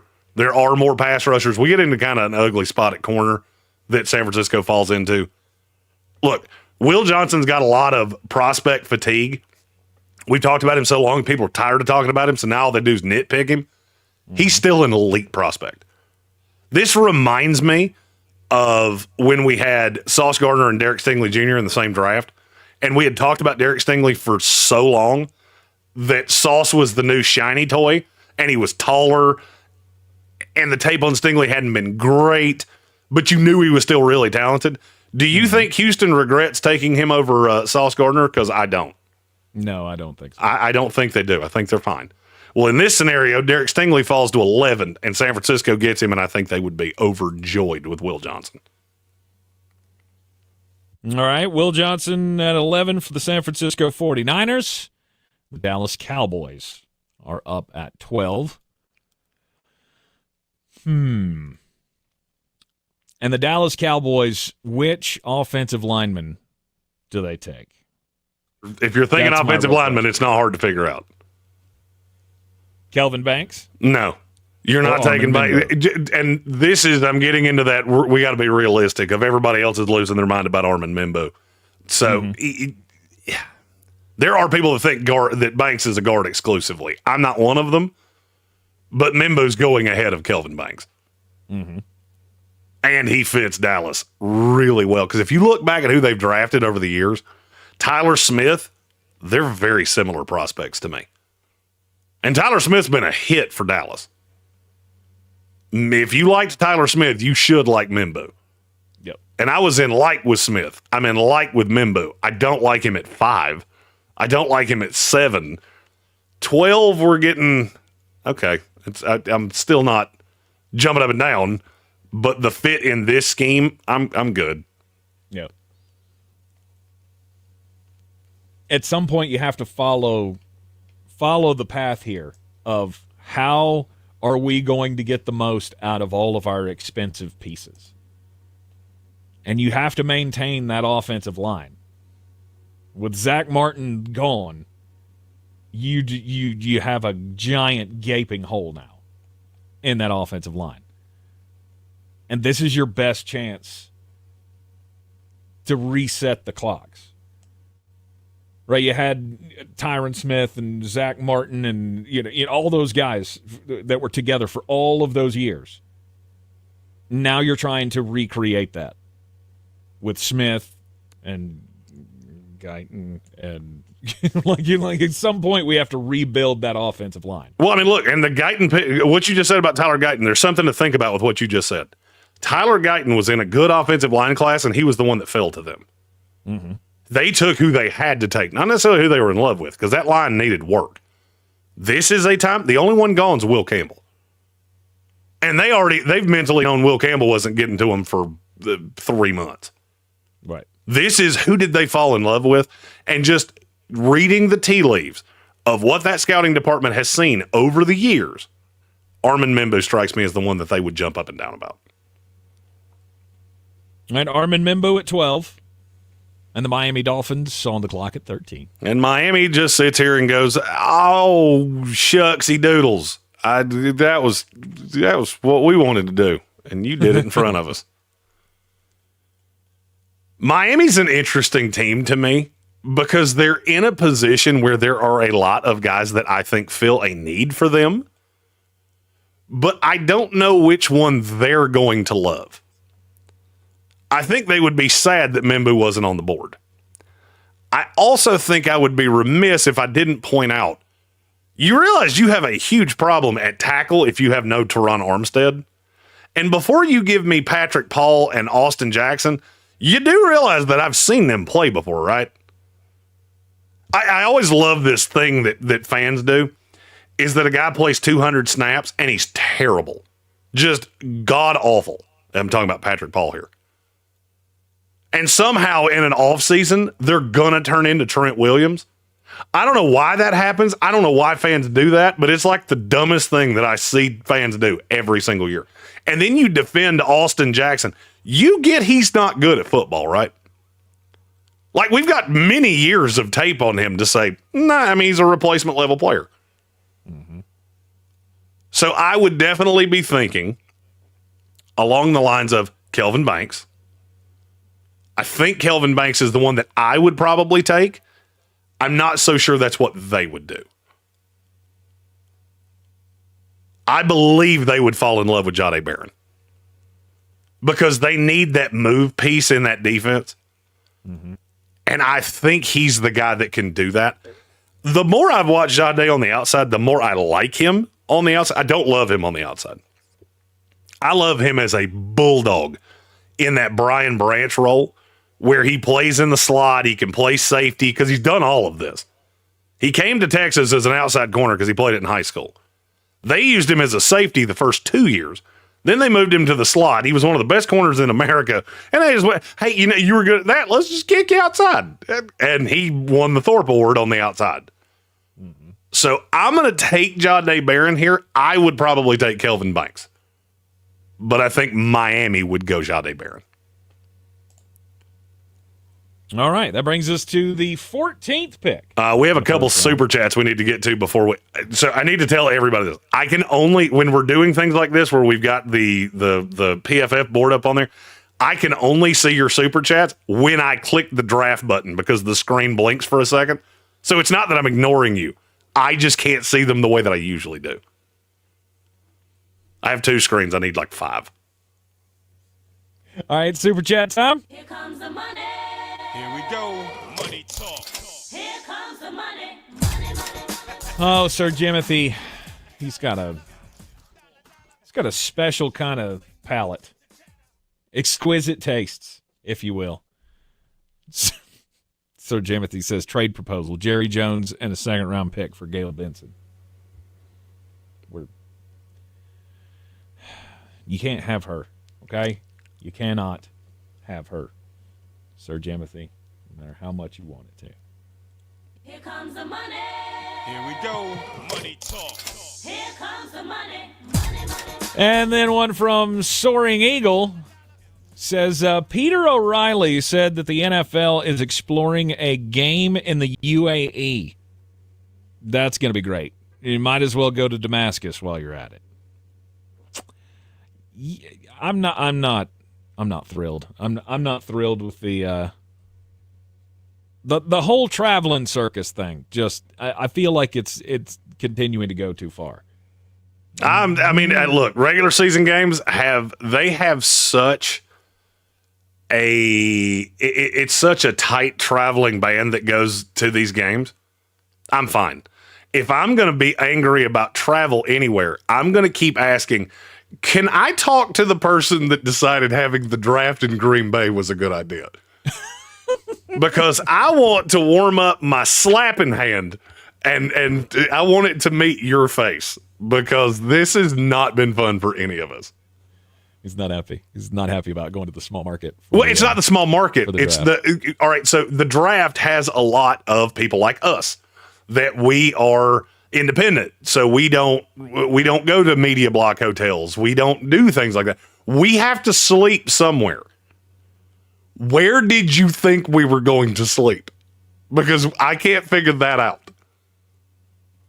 And yes, I'm going to complain about this until I get there and I get to our sweet Airbnb and we have a shuffleboard table and a pool table and big TVs, and it's very sweet. It was very expensive, but I'm fine. That credit card bill can be paid later. It's not. It doesn't have to be paid today. Okay, mm-hmm. It has to be paid in like 3 months. Mm-hmm. Yeah. For me, it's the travel on these things. Like, if you're gonna do things like this, then you're gonna have to start doing what baseball does, and you're gonna have to start sending them first game of the season a week before everybody else plays, because otherwise there is going to be a ginormous disadvantage travel-wise. It's not what you think it is. Really? No. To send somebody out to the UAE in 1 week and then have them come back and turn around and play again? Well, they'll do the same thing they did in Brazil. They'd have that game the Friday as like a kickoff Friday. You get 2 extra days and you're fine. Yeah. Hey, look, you're talking to a dude that travels all over the country, and I understand that there's a difference between travel that way and to the UAE. You also got to understand there's a difference in the way they travel and the way we travel. They drive out on a tarmac, hop on a plane, and fly away. They ain't got any TSA. They don't have to stop at Boosie's. They don't have to do any of that the way that I do. Okay? Uh-huh. So if you want somebody to complain about road warrior things, that would be this guy. Mm-hmm. Don't want to hear about, our charter plane. The caviar was not nice enough on her. Shut up! Somehow it always comes back to him. Yes, it does. I look out for me. Number one, all my, me, mine. Let's go. It's ESPN Asheville, 92.9 FM, 880 AM, 1400. Mock Draft Monday continues next with the Colts pick. Living with chronic pain is like trying... We're clear. Cactus sofa. Nothing feels good. And forget trying to do the things you enjoy this spring. Golfing, hiking, tennis. You're just trying to get by. The medical pros at QC Kinetics right here in Asheville and Greenville are on the case and focused to finally get you the relief you need. They've already treated tens of thousands of patients around the country with regenerative treatments that help calm that debilitating joint pain in your knees, hips, shoulders, and back. With QC Kinetics, the science is solid. They give you your life back without surgery, without drugs, and without any downtime. Curious if you'd be a candidate for these treatments? No problem. The consultation is totally free, and they're happy to take a look and see if they can help you finally get relief. Call QC Kinetics now at 828-333-9517. That's 828-333-9517. QC Kinetics. This is the story of the one who, as a maintenance specialist for a historic high-rise, knows that vintage charm historically needs constant attention. Which is why, when it's time to upgrade turn-of-the-century mechanicals, they turn to Grainger. With easy access to 1 million+ products and the scale to deliver when and where you need them. The right tools and supplies are never far away. So the one can keep that vintage building running like new. Call, click Grainger.com, or just stop by. Grainger, for the ones who get it done. It all started with a bracket full of dreams. And soon, one team will cut down the nets. College hoops are in the spotlight and have everyone talking. You think you know what's going to happen, but it never goes as scripted. Lock in Fox Sports Radio is your number one preset on the iHeartRadio app for the hottest takes, biggest interviews, and complete coverage. Plus, binge on-demand podcast for more coverage like Good Game with Sarah Spain. Basketball, and more basketball. Search college basketball on the iHeartRadio app and listen now. This is J.W. Whitley, General Manager at Parks Ford of Hendersonville. I would like to introduce you to some of our very own Parks community heroes, like Eric, who hosted the football team to support their neighbors and begin the cleanup efforts, like Jeff and Chris, who led a fleet of Ford commercial vehicles throughout the night, delivering supplies with emergency services to all corners of the county and first responders. Nominate your community hero at parkscommunityheroes.com. That's parkscommunityheroes.com. Experience the Parks Promise today at parksfordhendersonville.com.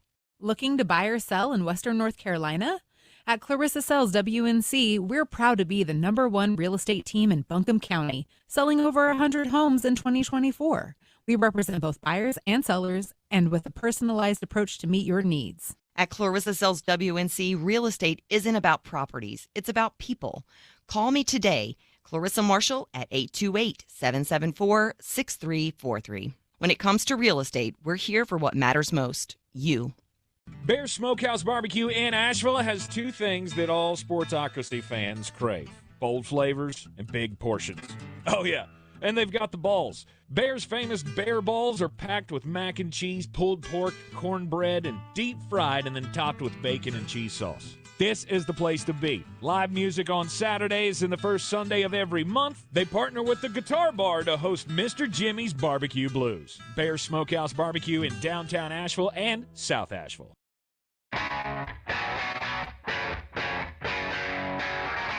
The Sportsocracy. We treat star athletes better because they're better people. That's not fair. Life isn't fair, kiddo. Get used to it.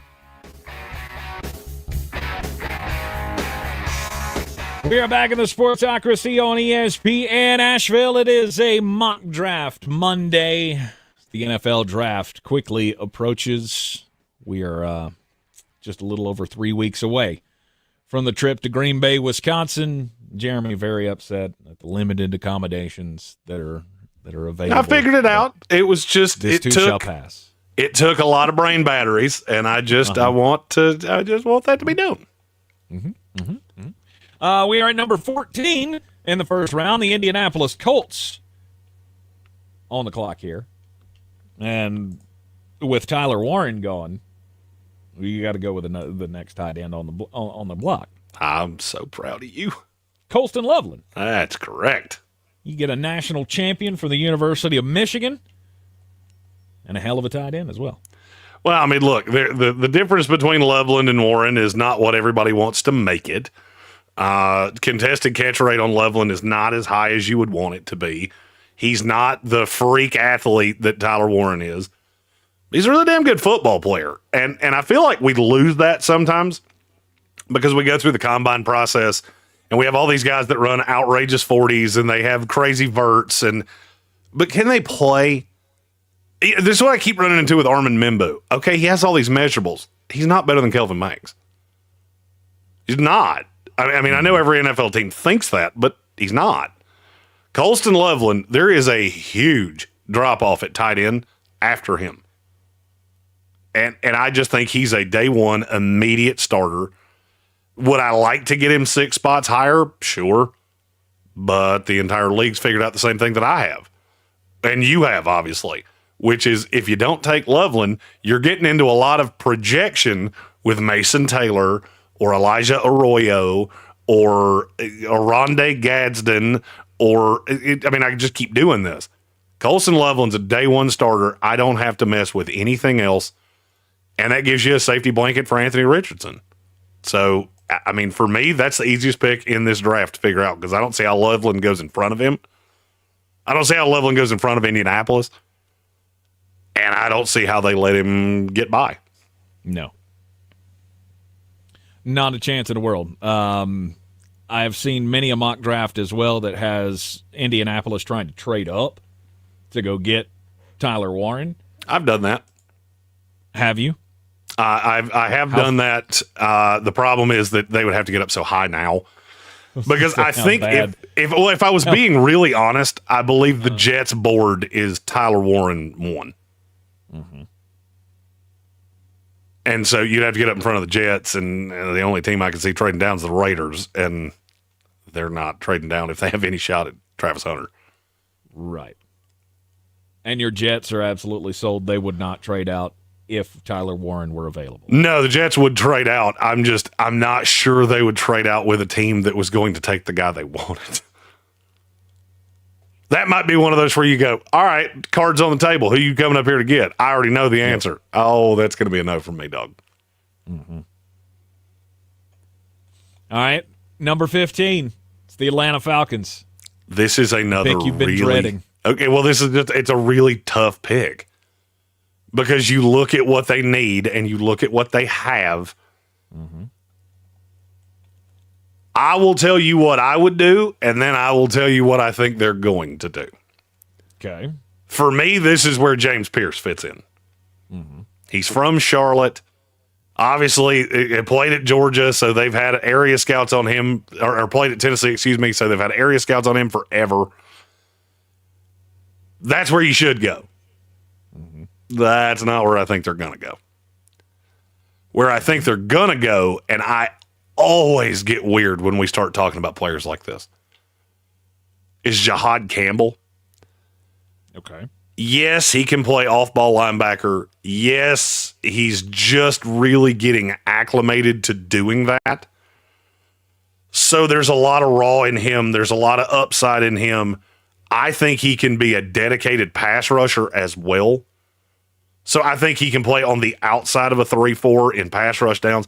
I think he can play with his hand in the dirt in even fronts. There's just so much projection with him. But knowing Atlanta the way I do, they love measurables. They love height, weight, speed monsters, and Jahad Campbell is. I mean, he's not of this earth in terms of how he is built.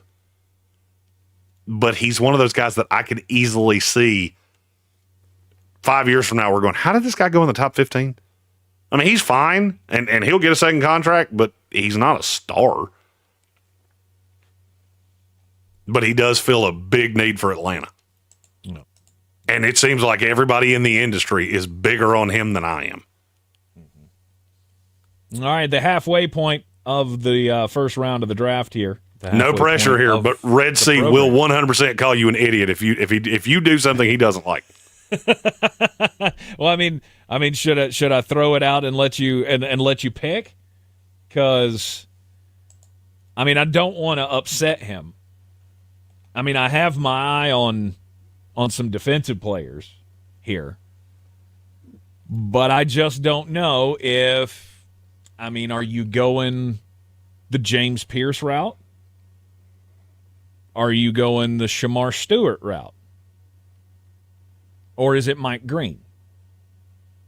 You hadn't said one yet that I would be upset about. You're going to have to take a gamble, right, on all of them because they all have big what ifs. Yeah, buts. Shamar with the lack of production in college. You've got the personal issues with James Pierce Jr. and with Mike Green. I would want to go with James Pierce Jr. here. You will get no pushback from Red Sea. The only problem, and I'm telling you, look at where teams spend their free agency dollars. So they've already got Zaven Collins. They added Josh Sweat. You got to look at where is JPJ going to play. And it's hard for me to think at 16 you're taking a guy that's going to be the third in that rotation. Mm-hmm. Now, if you think they're going to move Zaven Collins back inside, which did not go well, okay. I get it. And I'm going to hit the button. I would agree with you. I think James Pierce Jr. should be there. I'm talking about what they're thinking. Okay. Because I have a weird feeling that if there's a corner on this board, that's who they're taking. I also would be remiss if I didn't point out Kenneth Grant. Because you talk about a position, there are not a lot of guys in this draft. It's at that 0-1 tech true nose tackle. Okay. I would happily take JPJ if I was the Cardinals. I'm good. I'm more thinking about when I go to submit my mock draft of where I think it's going to go, I don't think there's a path in this world that I'll have JPJ there. Okay. I just feel like Gannon could get so much out of him. He could. There's no doubt he could. I think they believe they have more of an issue in the secondary. I've seen Will Johnson there a bunch, and I would not dislike that. I'm just not sure he's going to be there because he has to get through. He's got to get through a murderer's row of teams that could take him. I guess if we're being really honest, every single team in front of the Cardinals from 11 to 15 could take Will Johnson. It would not surprise me in the least. Yeah. This may be one of those times that a team, the board doesn't fall how they want it to, and they accidentally draft the player that they should have. All right, you're in the Sportsocracy, and this is CSPN Asheville, 92.9 FM, 880 AM, and 1400. We'll continue a mock draft Monday when we return. ESPN Asheville. Clear. Your mountain weather forecast. Scattered showers, strong to potentially severe thunderstorms this afternoon. Could be some wind and hail, potentially an isolated tornado, but that risk is low. I don't think widespread, but still some rough weather around. The good news, there will be some heavy rainfall. Some spots may get an inch or two of rain before it starts wrapping up as we head on through tonight. Today's 73, later tonight colder in the low 40s. Sunshine, breezy tomorrow with a high of 70. From the Weather Channel, I'm meteorologist Ray Stajic. This report is sponsored by True Green. We're back in the miller's yard who now use True Green. Their lawn started looking like a golf course, and PGA Tour golfers made it their favorite stop. Get a PGA Tour quality lawn for as little as $1 a day at TrueGreen.com. Exclusions apply. See TrueGreen.com for details. Progressive Home Quote Explorer lets you easily compare rates, so shopping for insurance might be the easiest part of owning a home. Definitely easier than this. Psst, honey. Honey! What? Shh, there's a salesman walking up the driveway. Oh no, he's got a clipboard. What do we do? Get down. Down? On the floor, you... Shh. Shoot, did he see us? Why are you breathing so loud? Home ownership isn't easy, but with Progressive's Home Quote Explorer, shopping for home insurance is. Progressive Casualty Insurance Company affiliates and third-party insurers. Comparison rates not available in all states or situations. Prices vary based on how you buy. Easy Cater is the smarter, simpler way to order food for your workplace. With easy online ordering, search filters for budget, dietary needs, and more. Save your favorite restaurants and favorite orders for easy reordering. Save time with group ordering. You send a link, your team orders what they want. Plus, Easy Cater makes expense reporting a snap with all your receipts in one place. Easy Cater, more than just a way to order catering for work, it's your business tool for food. Order now at easycater.com. From the very beginning, iHeart has believed in me. Even now, I still get excited when I hear one of my songs playing on the radio. Thank you, iHeartRadio, for honoring the truth I've fought for in my music. Because we believe in the power of music. All your favorite artists, all in one place. The free iHeartRadio app. Calling all foodies, beer lovers, and barbecue fans. Join us on April 9th at Bear's Smokehouse Barbecue in downtown Asheville for Pork and Pour, a cut-up and sip-down class. A butcher will break down a hog while teaching about sustainable farming. Plus, Highwire Brewing will be on hand to pair craft beers with mouth-watering barbecue bites. Join us on April 9th, where butchery meets brews. Go to bearsbbq.com to learn more. Cheers to Pork and Pours. It's the moment you dream of, the moment you work for, train for, run wind sprints when nobody's watching for, the moment when hours of gym time, court time, prep time, all culminate into this time, the moment when millions of bounces, blocks, and boards all add up to this, your moment. Ingalls, we're with you every step of the way. This is J.W. Whitley, General Manager at Parks Ford of Hendersonville, introducing you to this month's Parks Community Heroes, Corey and Kristen Short and the entire team at Silverados, who converted their music venue in Black Mountain into a donation and distribution zone in the wake of Hurricane Helene. Corey and his team founded Valley Strong Disaster Relief, dedicated to providing essential support to our neighbors in need. Nominate your Parks Community Hero at parkscommunityheroes.com. Experience the Parks Promise today at parksfordhendersonville.com.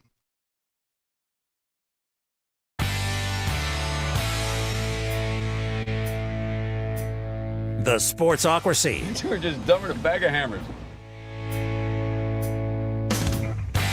Back on a mock draft Monday here in the Sportsocracy, coming to you live from the Ingalls studio, also the NFLDraft.net Mullet Manor. It's a mock draft Monday. We're swapping off picks here. Jeremy's got the odd ones. I've got the even ones. We've worked our way through half of the first round of the NFL Draft, which is coming up in Green Bay, Wisconsin. We'll be hitting it on the Living the Dream Tour. Thanks to our good friends at Ingalls Supermarkets. Low prices, love the savings. Also, of course, Parks Ford of Hendersonville, the mobile studio, getting ready to take a big old long trip up to Wisconsin. And Clarissa sells WBNC.com as well as Bear's Smokehouse Barbecue, the official barbecue of the Sportsocracy. We will have plenty of Texas pepper sauce to take on the trip with us. Oh, that's a good idea. Just going to have to get some of that. We have to get some of that barbecue. Oh, that's a good idea. Yeah, we should take a party platter with us just to eat as we're doing, especially the ESPN show, because we'll be doing the ESPN show from where we're staying. Mm-hmm. And then we will pack up and head to the draft because we're about an hour away from Lambeau. Right. Oh, because there's not a lot of places to stay in Green Bay. Shocker of shockers. It's the reason why we haven't done these in the smaller markets before. Somebody asked me over the weekend, did I think that this would ever come to Charlotte? And I couldn't tell them no. Because after you've been to Green Bay, you should be going everywhere. Oh, it will 100% get to Charlotte. It might be 20 years from now. Sure. But yeah, it will come to Charlotte. It'll come everywhere eventually. Mm-hmm. New Jacksonville is going to be fun. I'm good. I don't want to sleep on a cruise ship. By the time we get around to Jacksonville, we'll do it over in London. Nope, only doing it in NFL towns. I had that specifically told to me. The UAE. Only in NFL towns? Only in NFL towns. Mm-hmm. Which I'm fine with that. I just hope we cull some of these and we don't do them a second time. All right, number 17 pick in the first round of the 2025 NFL Draft belongs to the Cincinnati Bengals. I always love when somebody that's plugged into a team is thinking the exact same way that I am, which is what Evan Doyle just did in our YouTube chat.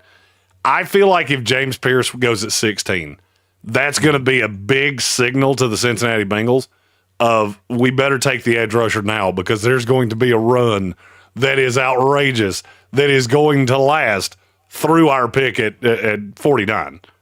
Right. I'm going Mike Green.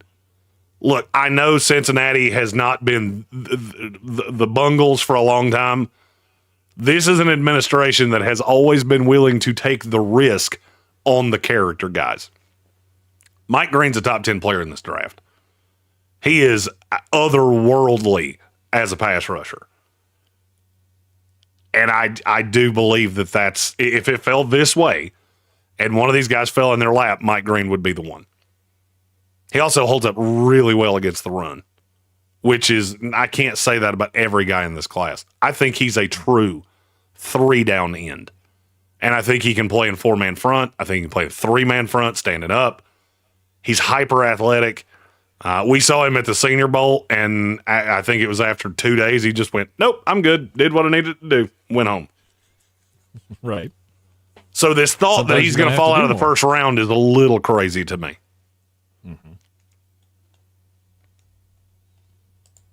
All right, Mike Green from Marshall at 17 to Cincinnati. And then the Seattle Seahawks have the 18th pick. And we still haven't taken Kelvin Banks Jr.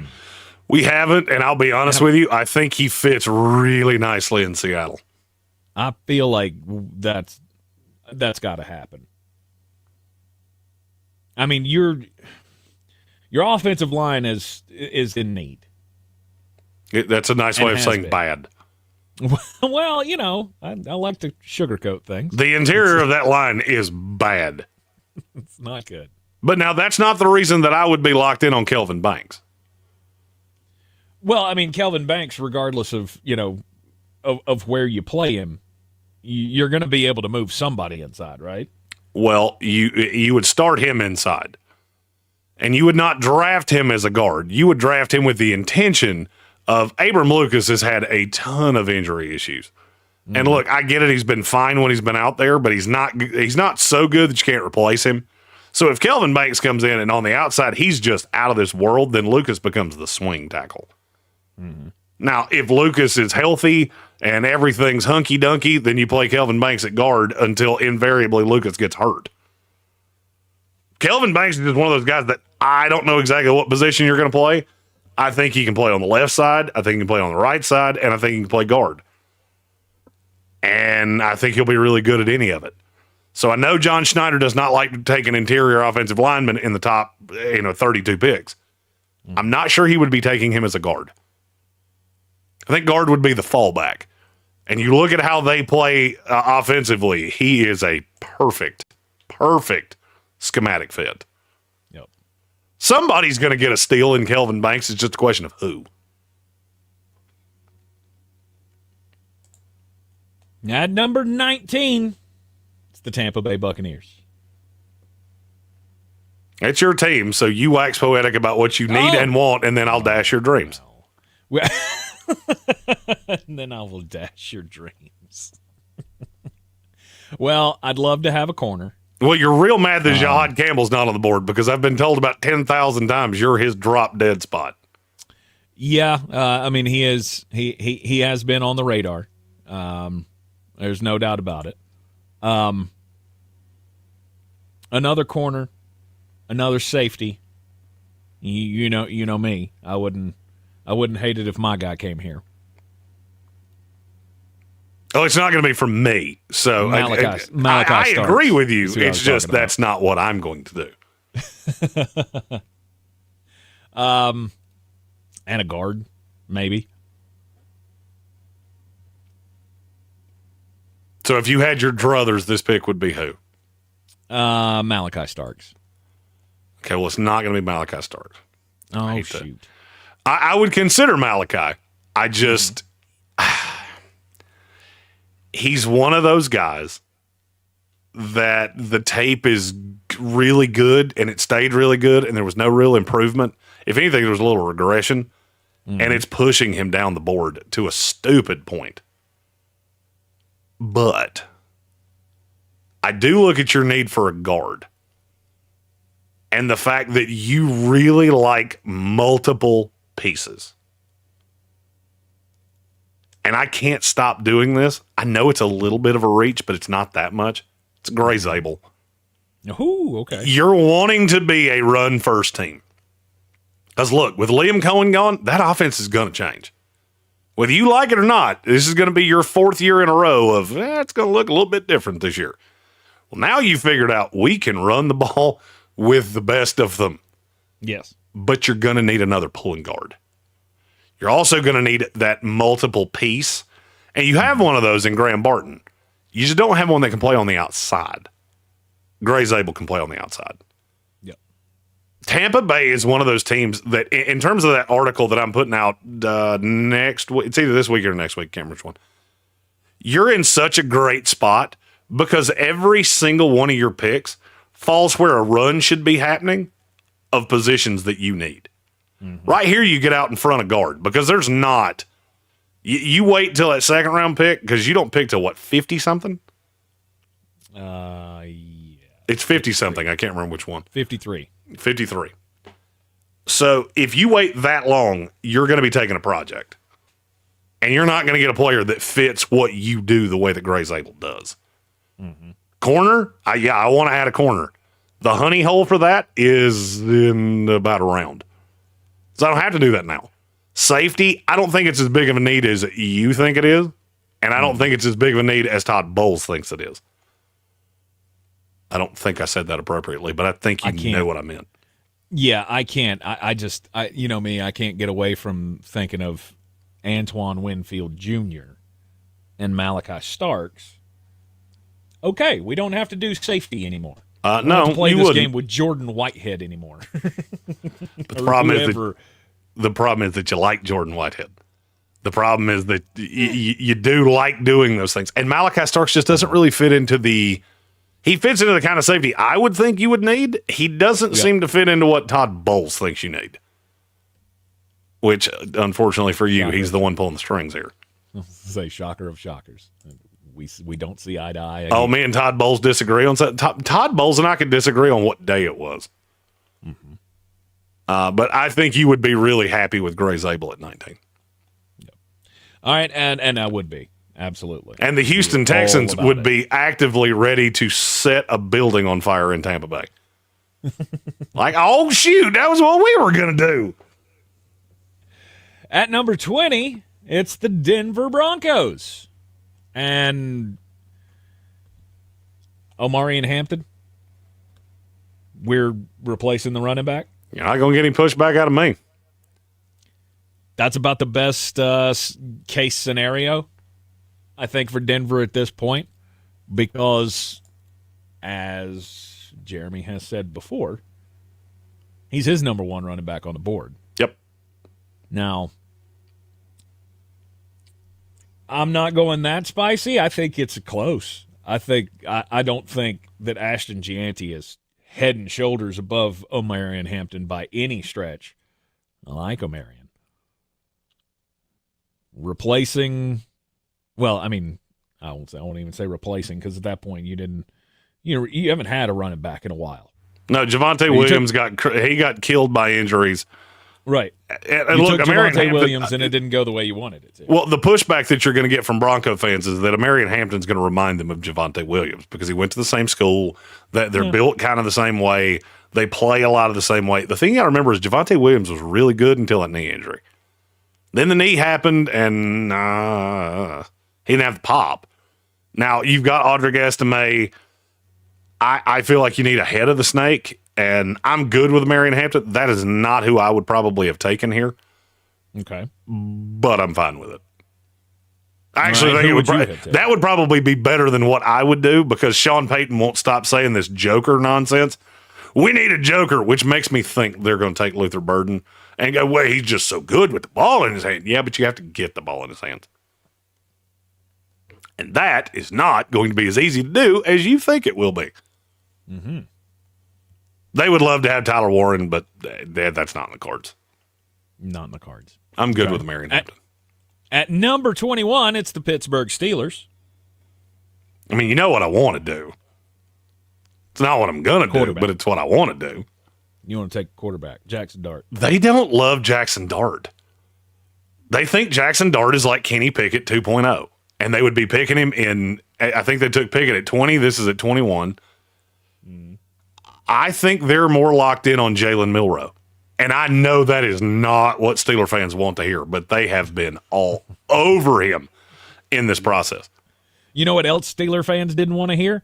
Mike Tomlin say he's okay with Mason Rudolph being the starter. Well, that's called coach speak, because no, he's not. Stop doing that. Yeah, he really wants that to be he wants Aaron Rodgers to be the quarterback of that team. And, I mean, we all know it. It's not hard to figure out. Now, the question is, what do they do with this pick? I don't see a quarterback here worth taking. I mean, I do. They don't. I said that poorly. There's not a running back here, which I feel like is a huge need for this team. I think they would be in on a Marion Hampton if he got to 21. Yes. Agreed. I keep coming back to this is a team that really needs a left tackle. But right now, who is the starting left tackle of the Pittsburgh Steelers? And I'm asking that question, not knowing the answer.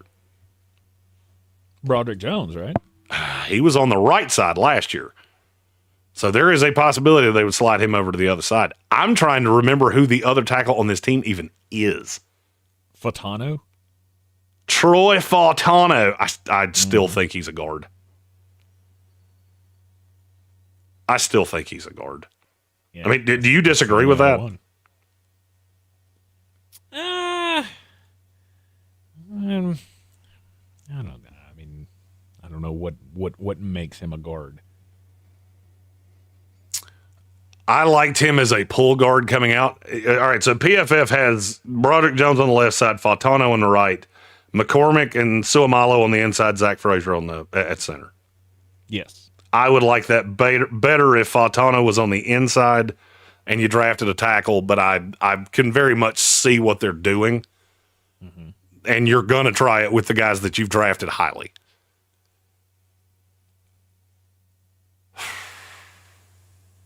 I think they would consider pairing Malachi Starks with Minkah Fitzpatrick. I don't think there's a corner here worth taking. You've already added at wide receiver. I mean, Pittsburgh's in a bad spot here, if we're being really honest.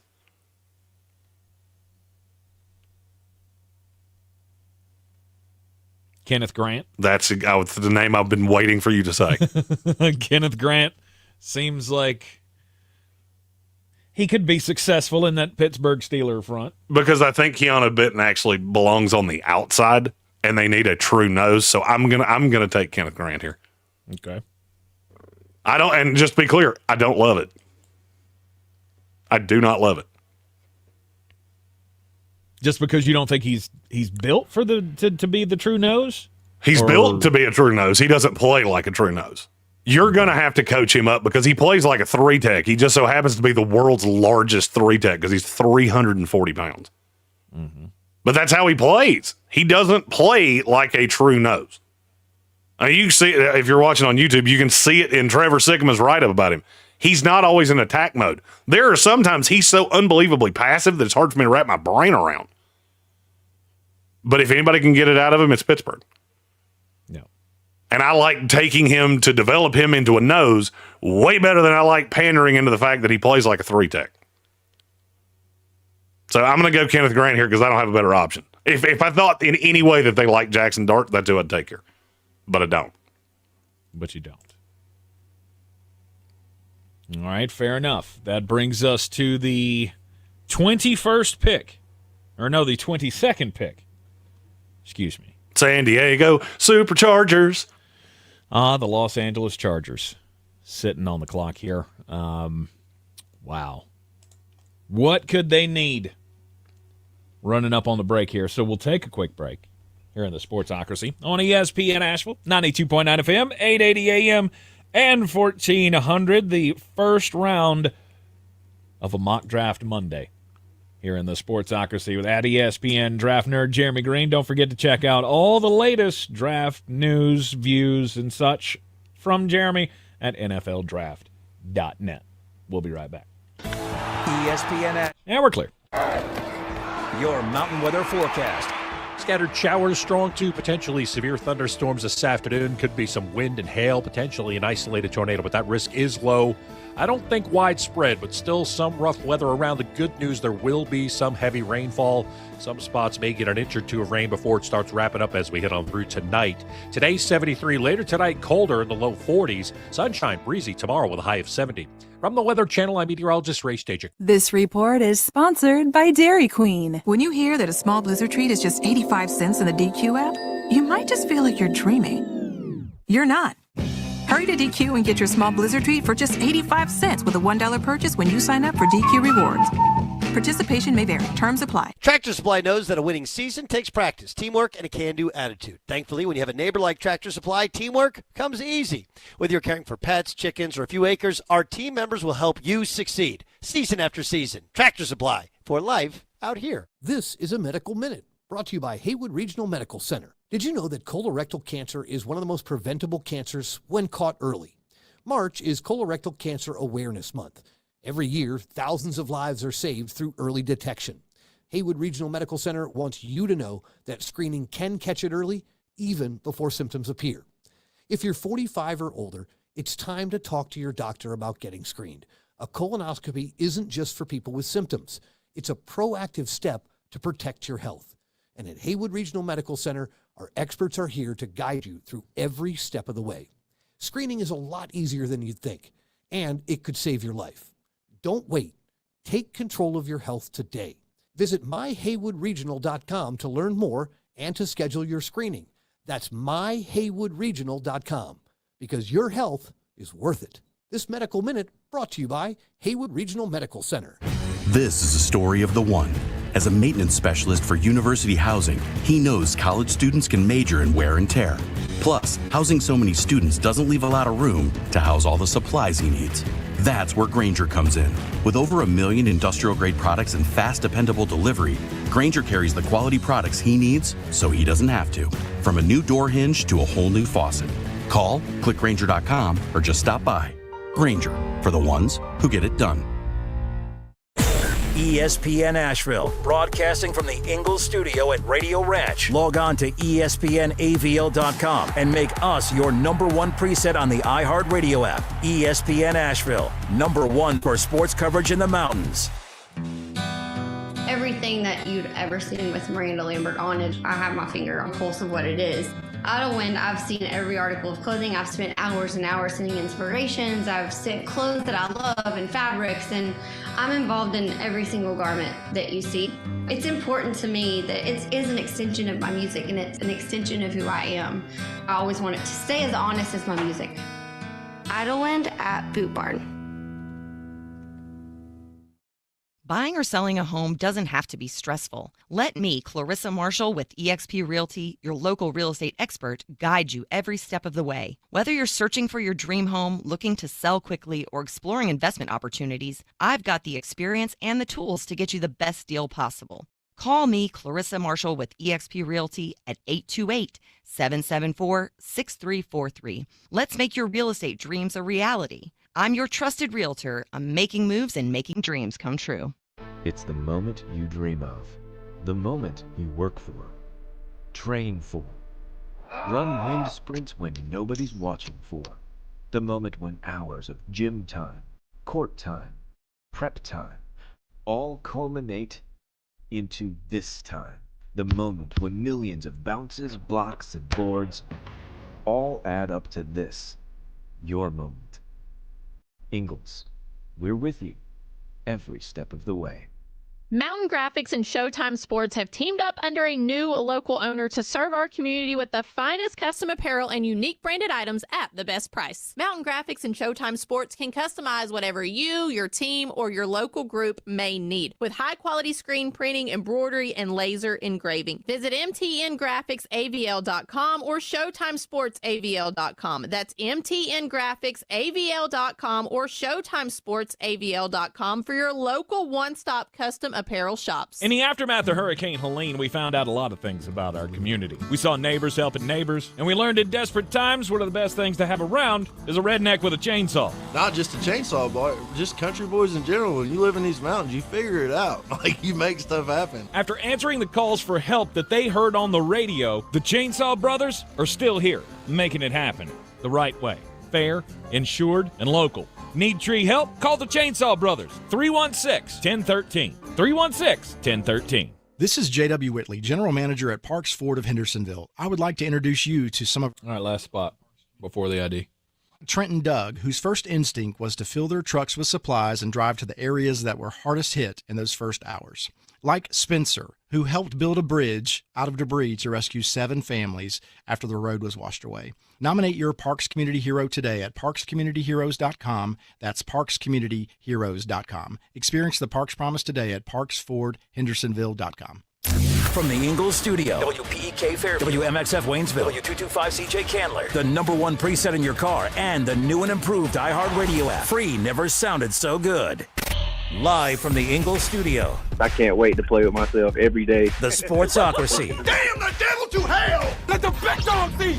Let him on the field! Come get you some of this. Fire them cannons! By golly, put more powder in those things. He couldn't take any more disappointment. Oh, my God. The Jets killed him.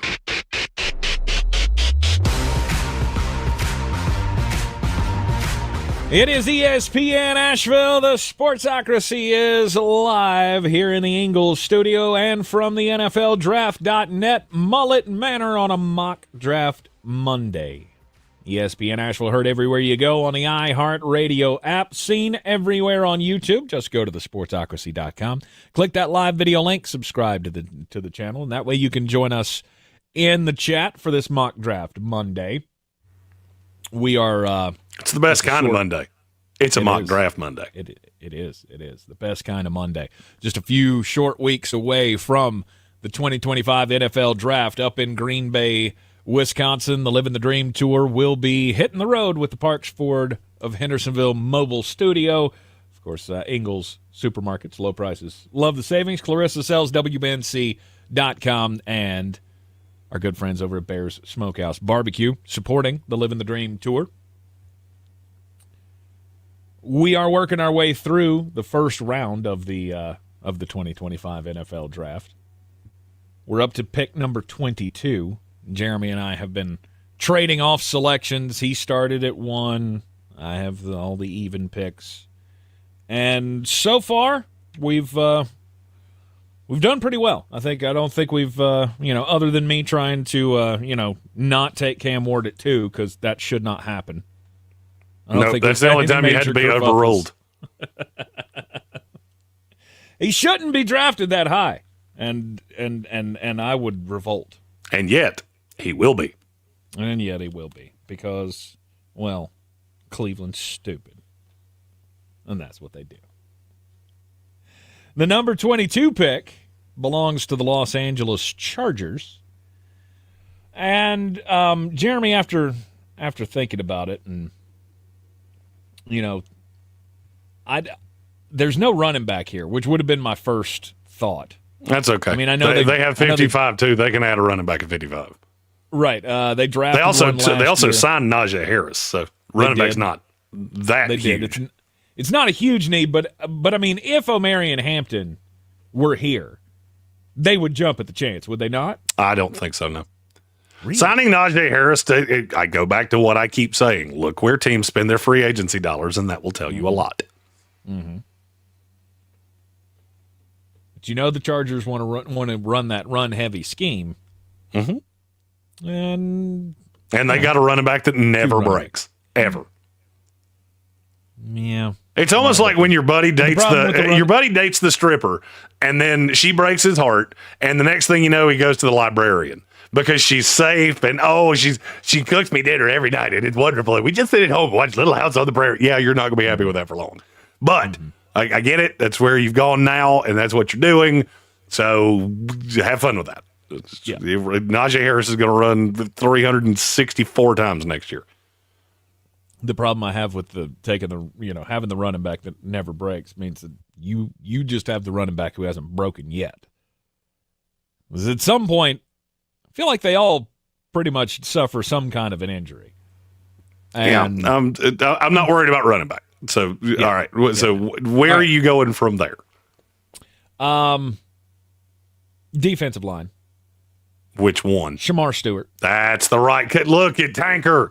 He had to go. He took the long way around. He stopped at Boosie's and had some beaver nuggets, but he got to where he needed to get to. I did.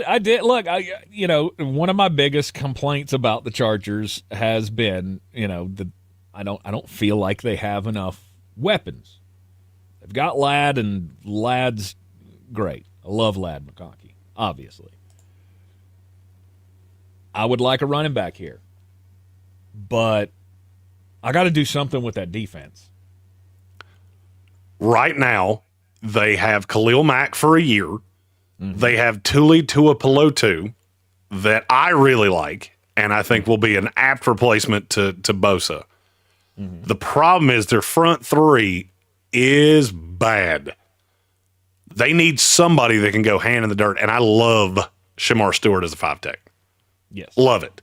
The idea of having him in front of Tuipulotu, but for me, that basically increases 2 players. Because you've got a pass rusher behind you, if you're Shamar Stewart, that you can just worry about what you worry about. You're never going to get double-teamed, and you can try to up the production. I don't love the fact he only had 4.5 sacks in 3 years at Texas A&M, excuse me. Mm-hmm. But then you watch him and go, but he could have. He could have had more than that. Because he was getting home. He just wasn't getting home. And you put him into that scheme. I love it. I think it's the right call. It was the player I would have taken. I was not going to coach you to it. I was going to coach you away from running back. But a lot of people want to shoehorn a receiver to the Chargers, and you got to understand. They already have Quentin Johnston that they used a first-round pick on. Mm-hmm. They took Ladd. They traded up to get Ladd. You just signed Mike Williams back. First round is not where they're taking a receiver. No. There's a lot of receivers in this class, and they will take one probably late in day 2, early in day 3. It ain't happening here. Same thing with running back. Tight end, if it fell in their lap, great. It didn't. Shamar Stewart makes the most sense. Yep. Solid selection from one Tankerous, Richard Tankerous Spencer IV. There you go. Don't mess up the first name. Green Bay at number 23, Jeremy. Green Bay makes my head hurt. Every single year when I get to Green Bay, I go, man, but you could do this and that, but you won't.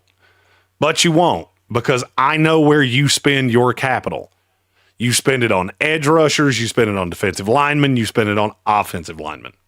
Mm-hmm.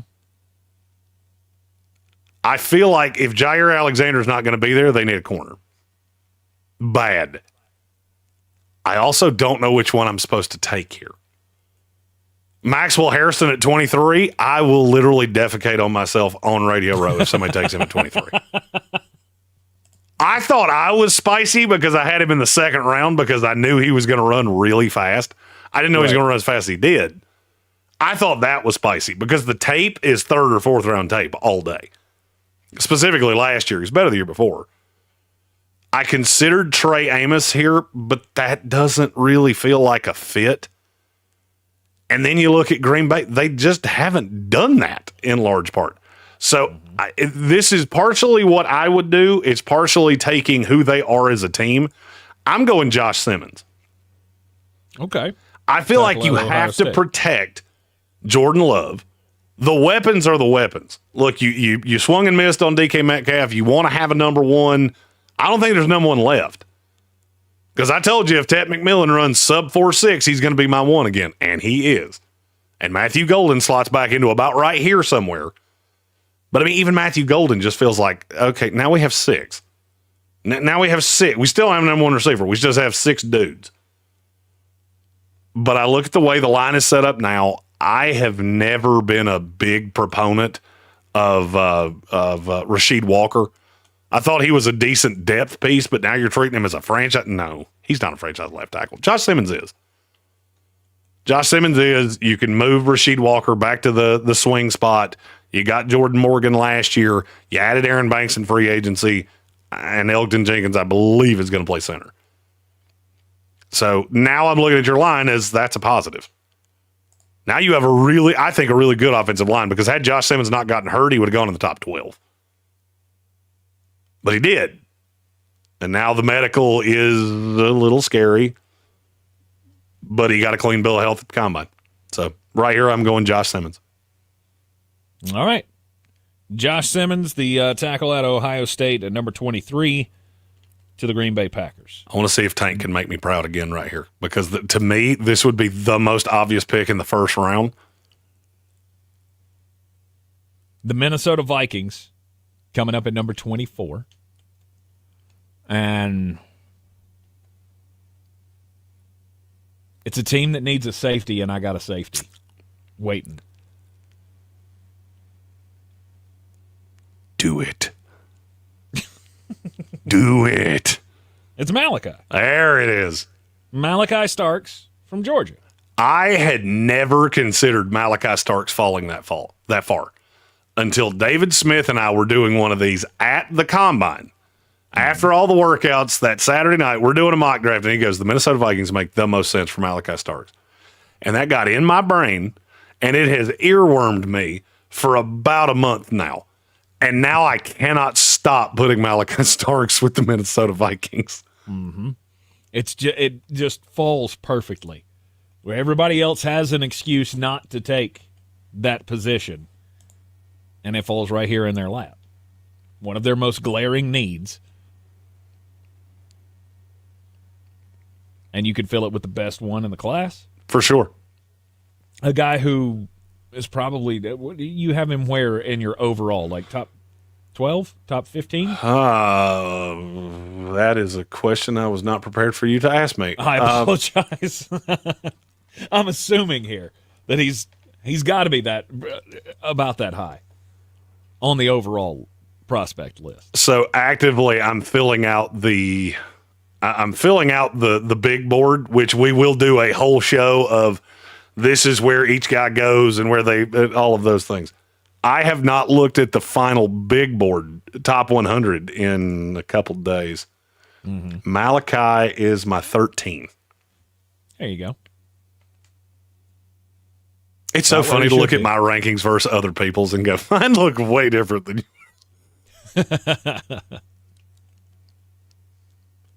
I'm looking at another big board here. He's like 19 on this one.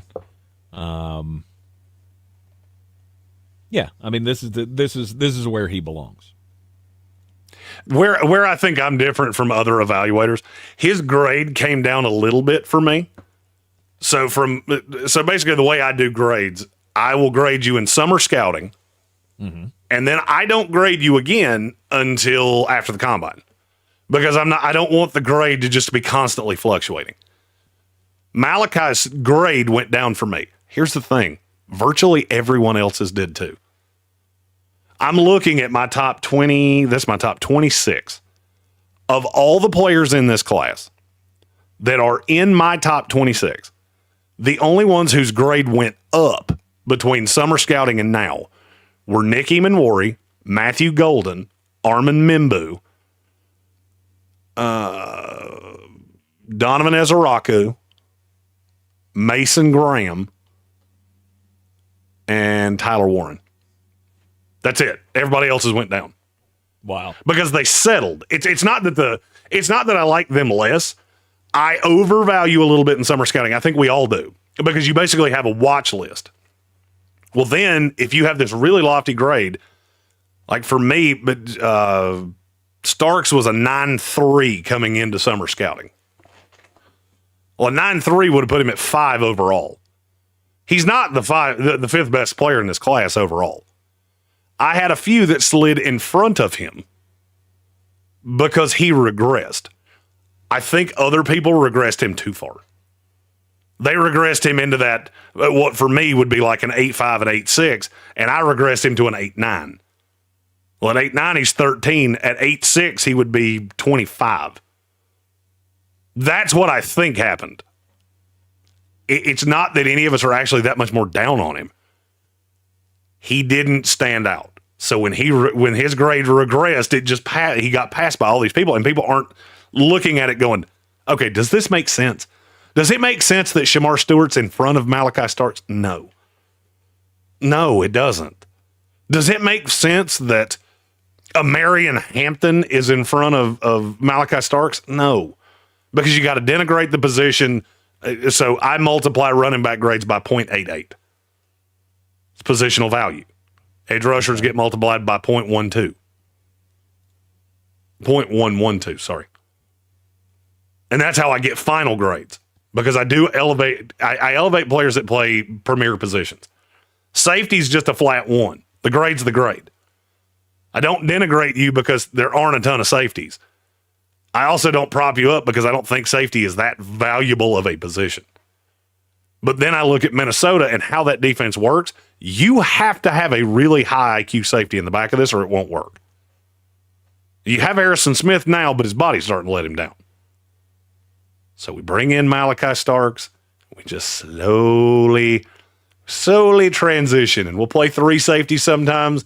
And sometimes Malachi will be in the slot. Sometimes Harrison Smith will be in the slot. I love this fit, and I'm very proud that you got there.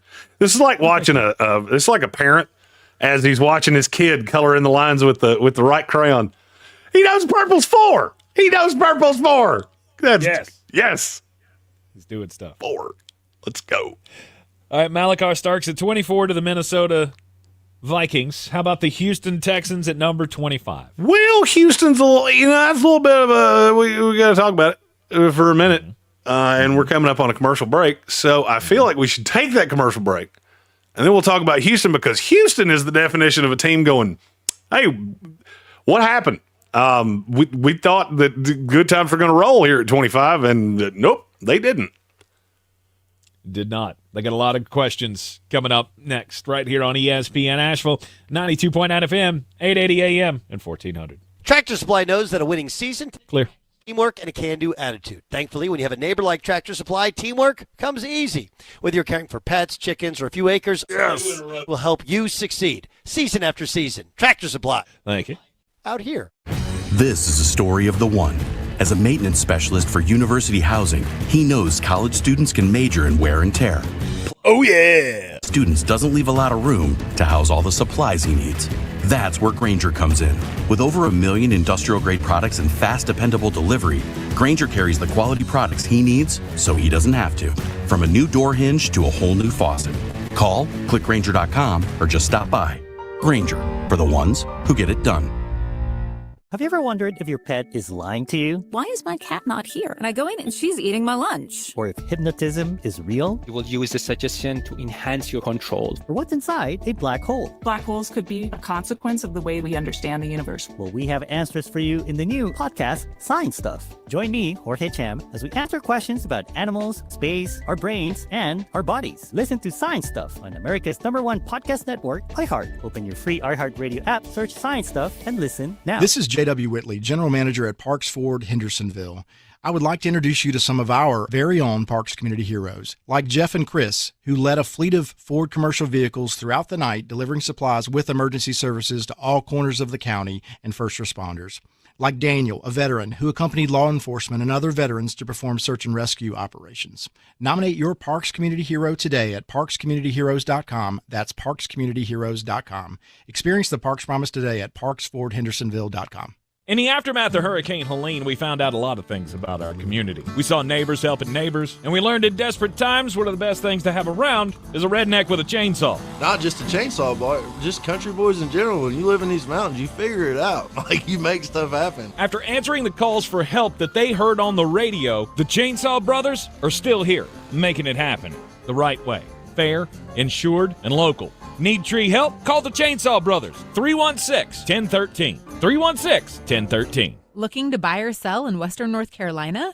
At Clarissa Sells WNC, we're proud to be the #1 real estate team in Buncombe County, selling over 100 homes in 2024. We represent both buyers and sellers, and with a personalized approach to meet your needs. At Clarissa Sells WNC, real estate isn't about properties, it's about people. Call me today, Clarissa Marshall, at 828-774-6343. When it comes to real estate, we're here for what matters most, you. At Ingles, whether we're celebrating Friday night rivals, televising college basketball games, bringing the Fan Fest to semi-pro soccer, or taking you out to the ball game at your minor league park, it's all in the bag. Ingles, low prices, love the savings. Bear Smokehouse Barbecue in Asheville has two things that all Sportsocracy fans crave: bold flavors and big portions. Oh yeah, and they've got the balls. Bear's famous bear balls are packed with mac and cheese, pulled pork, cornbread, and deep fried and then topped with bacon and cheese sauce. This is the place to be. Live music on Saturdays and the first Sunday of every month. They partner with the Guitar Bar to host Mr. Jimmy's Barbecue Blues. Bear Smokehouse Barbecue in downtown Asheville and South Asheville.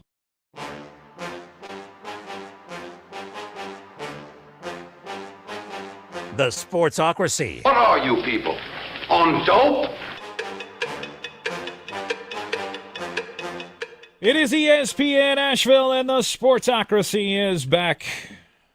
Here coming to you from the Ingles studio at Radio Ranch. Up on the hill at the NFLDraft.net Mullet Manor, he sits contemplating what he's going to do with the next pick. Brooding even. Because if you're watching us on YouTube, it's so dark outside that I can't have the light on in here because I'm not getting any balance light. So I'm literally sitting in the dark with one light just. Nice. It's keeping my eyes very locked in and dilated. Very nice. It is a mock draft Monday. Hey, also just wanted to throw this out for everybody. If you want to tune in to the CBS Evening News tonight at 6:30, you see a familiar face. CBS News came and did a 6-month Helene follow-up story with Mark Starling and myself, and we got the notice that it's going to air tonight during the 6:30 Evening News. So tune in to CBS. Check your local listings for that one. Do want to give a shout-out to the Air Force recruiting station here in Asheville as well.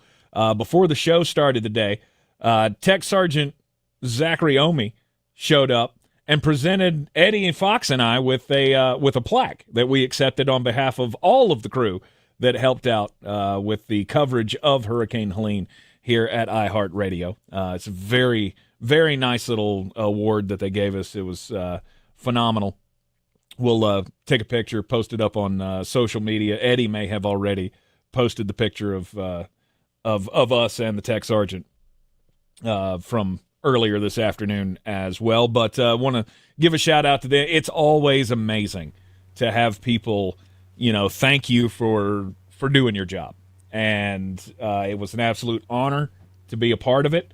And I am still just immensely proud of everyone who played a role in making that, 2.5 weeks of radio magic happen, from Jeremy Green filling in and learning stuff on the board, on the fly, so that I could get some rest during all of that, to all of our hosts on the music stations who had no clue what they were doing as far as presenting news and trying to, stay calm and not panic the public. And everybody did a fantastic job here at iHeartRadio, and we are forever grateful for all of the well wishes and the attaboys and the congratulations and the thank yous have just been completely overwhelming. So once again, we want to say thank you for all of that. And yeah, check out the CBS Evening News tonight at 6:30. You'll see yours truly for I'm hoping at least like 5 seconds. That's all I wanted.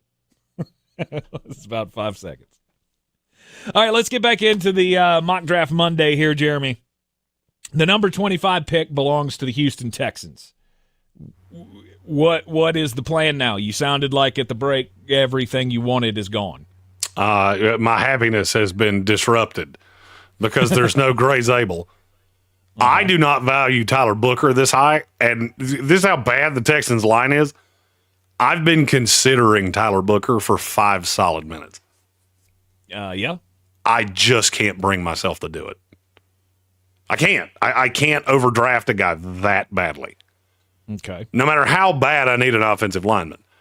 I can't take Josh Connerly Jr. because he is specifically a left tackle. You took Blake Fisher in the second round last year. Sorry, I can physically not say that without laughing.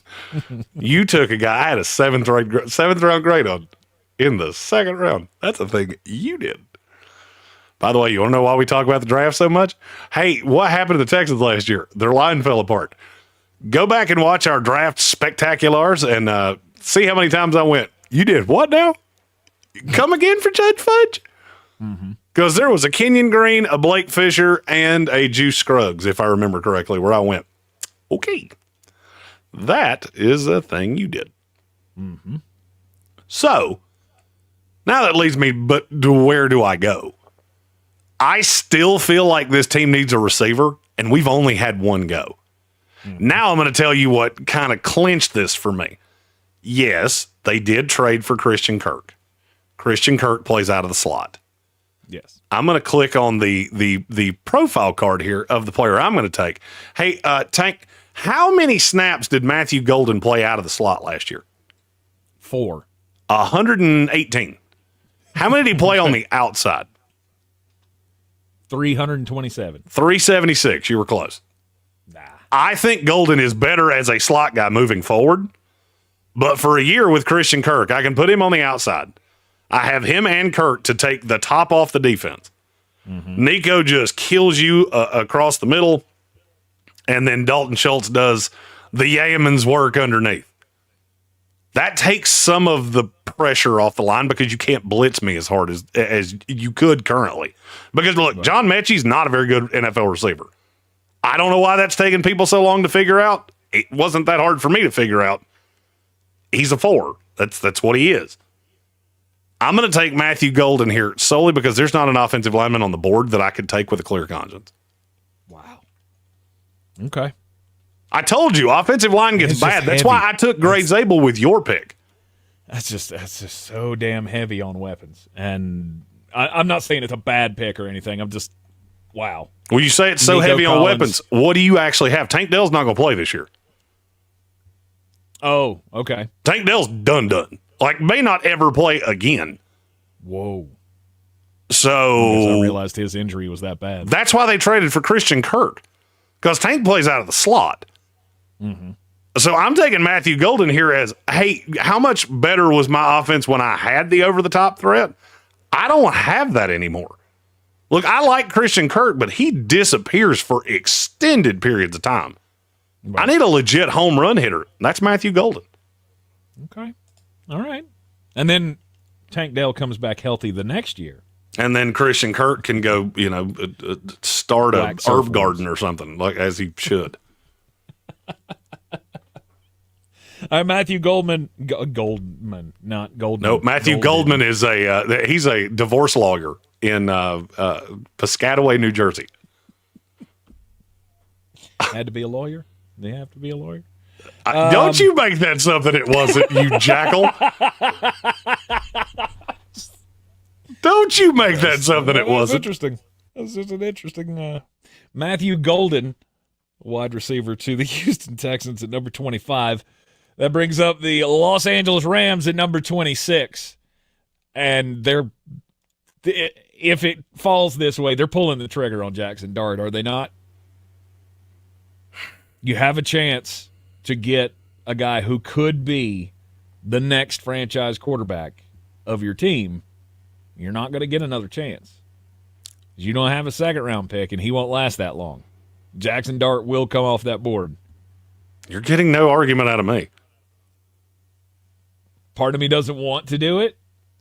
Part of me thinks, well, maybe they'll go, maybe they'll go offensive line. Maybe we'll, throw in a piece there. You know why I want you to do it? Because if you don't, the right selection's Jalen Walker, and I don't love that.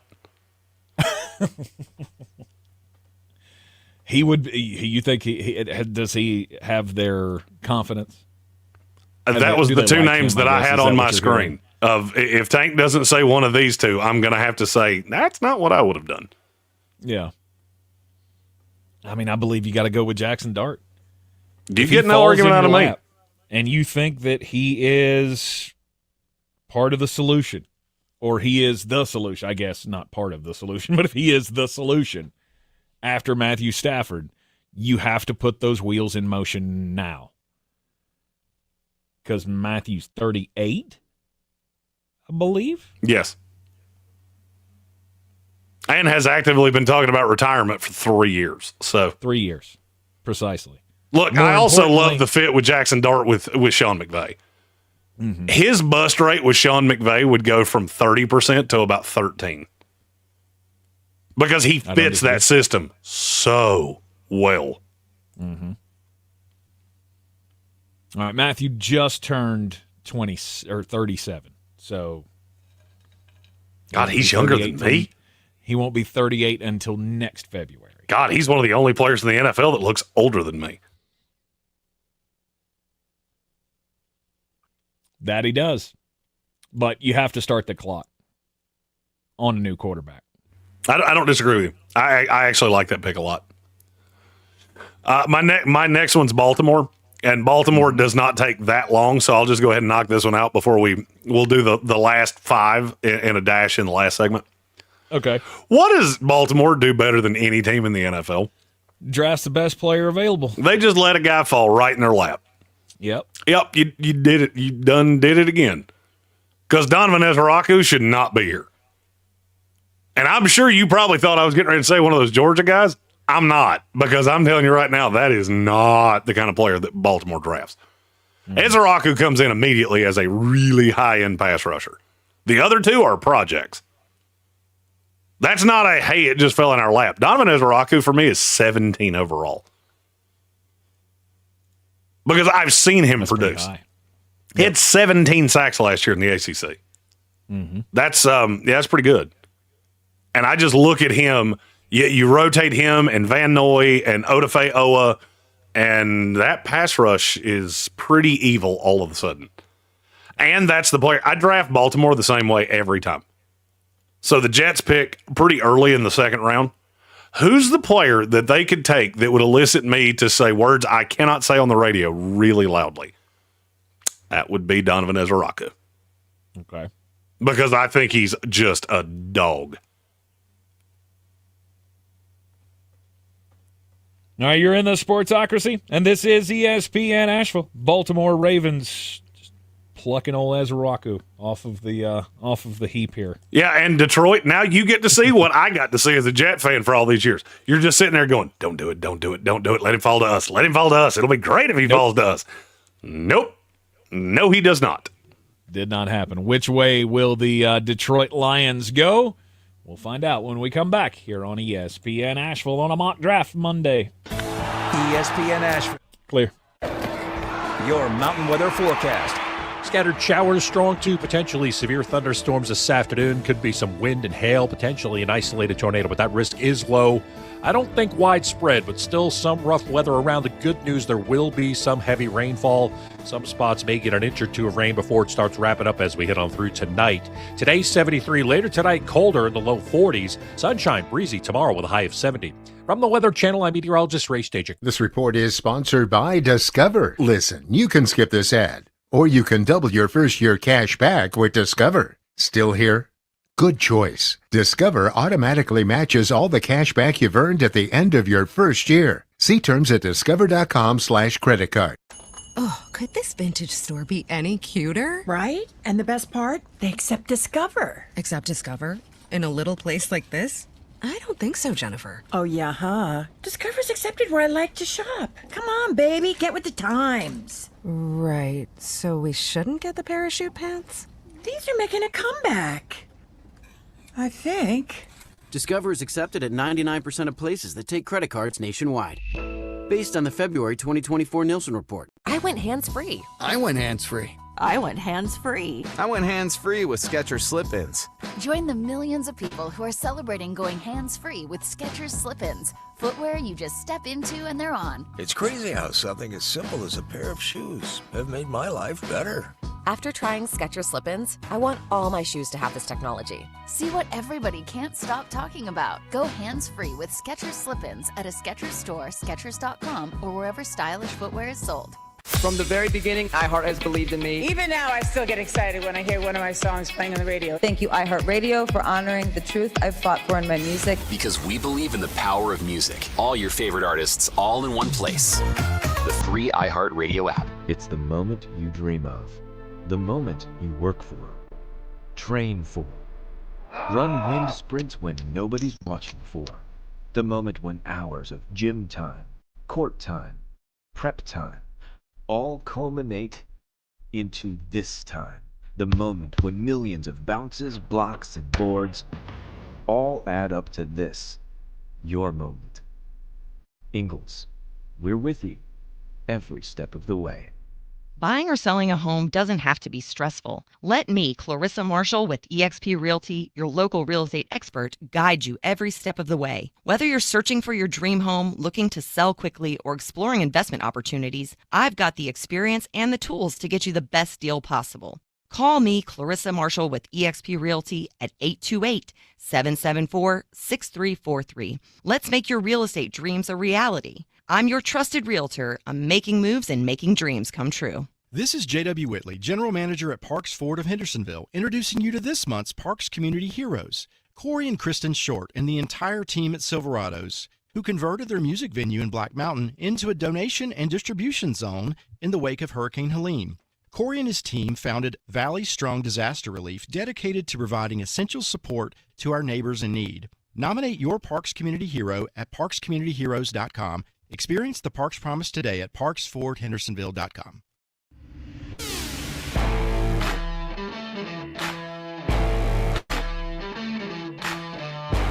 The Sportsocracy. These guys are a f***ing disgrace.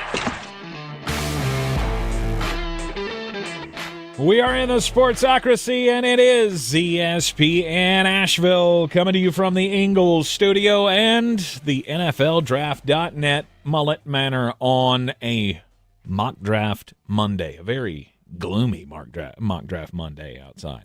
I can't see outside, but it sounds like the end of days are coming. I just heard a noise from outside that is not generated by a human. That is only Mother Nature that makes that noise. I have not heard any rumblings outside, but we were forecast to get some severe weather around the area today. So if it gets severe, just batten down the hatches for a minute, and we'll move right along. Hopefully, there will be no major hail bursts or anything like that was possible in the forecast today. Build a manor up on top of a hill. That's what I did. Actually, I didn't build it. I just paid for it. Yes, indeed. We are rolling through a mock draft Monday here. We've got 5 picks left in the first round. The Detroit Lions pick at number 28, controlling the even picks. I will select for the Detroit Lions here after Jeremy took Donovan Ezraku, the edge rusher out of Boston College, for the Baltimore Ravens at number 27. Now, Tank, I need you to understand something. Yes. There is a wrong answer here. There is a wrong answer. And if it had a G on its helmet, it's a wrong answer. It does not have a G on it. Okay, we're off to a great start. I do not excited. have a G on the helmet for the player or players I'm considering at number 28. You have one big hole on your offensive line, and you need a guard. And I will defer to you, Mr. Matchmaker, Mr. Scheme Fit. Which of the guards do you think the Lions would take if they were taking a guard here? Would it be Tyler Booker, or would it be Savigny? It's too high on both. It's too high for both. Really? It's too high on both. Okay. They pick at 60. One of those two, I believe, would be there. If not, Wyatt Millum would be there, and Wyatt Millum fits them way better. Okay. All right. So too early for a guard for you. I believe so, yes. I Okay, don't have so as high a grade. Look, I've got a late second-round grade on Tyler Booker. Savagnia is right there with him. And the only reason Savagnia is not higher is because I don't know that there won't be a team that thinks he can play tackle. If I knew he was being drafted as a guard, I'd have him ahead of Booker as well. Okay. But isn't Detroit one of those teams that if they fell in love with a guy, they wouldn't not take him? No, I just think there's a position that to me they need way more than guard. That you're not getting one at 60. Corner? I need an edge real bad because who in the world is playing? Marcus Davenport right now is slotted to play opposite Aiden Hutchinson. Okay. And there is one on that board that I look at and go, oh, I think Dan Campbell would like you a lot. Jack Sawyer? No. No. Jack Sawyer's a late 2, early 3 now. We have a cute little nickname for him. Oh, Skirtin'. Hurtin' for a scortin'. Okay. Yeah, I think Nick Skirtin is the guy that Detroit's been really easy for me to mock over the years because they think so similarly to me, which is I don't give a damn what your tape says if you're doing something I'm not going to ask you to do. Nick Skirtin played at 285 last year. He ain't playing at 285 in Detroit. He's playing at 260, and he's going to be the guy that we were universally mocking in the top 10 before he went to Texas A&M. And you put him on the opposite side of Aiden Hutchinson, good luck. Oh, and by the way, he holds up against the run pretty well, too. So it's not like you really got to worry about him dipping out in those first 2 downs. Okay. That's my problem with Mykel Williams or with Jalen Walker.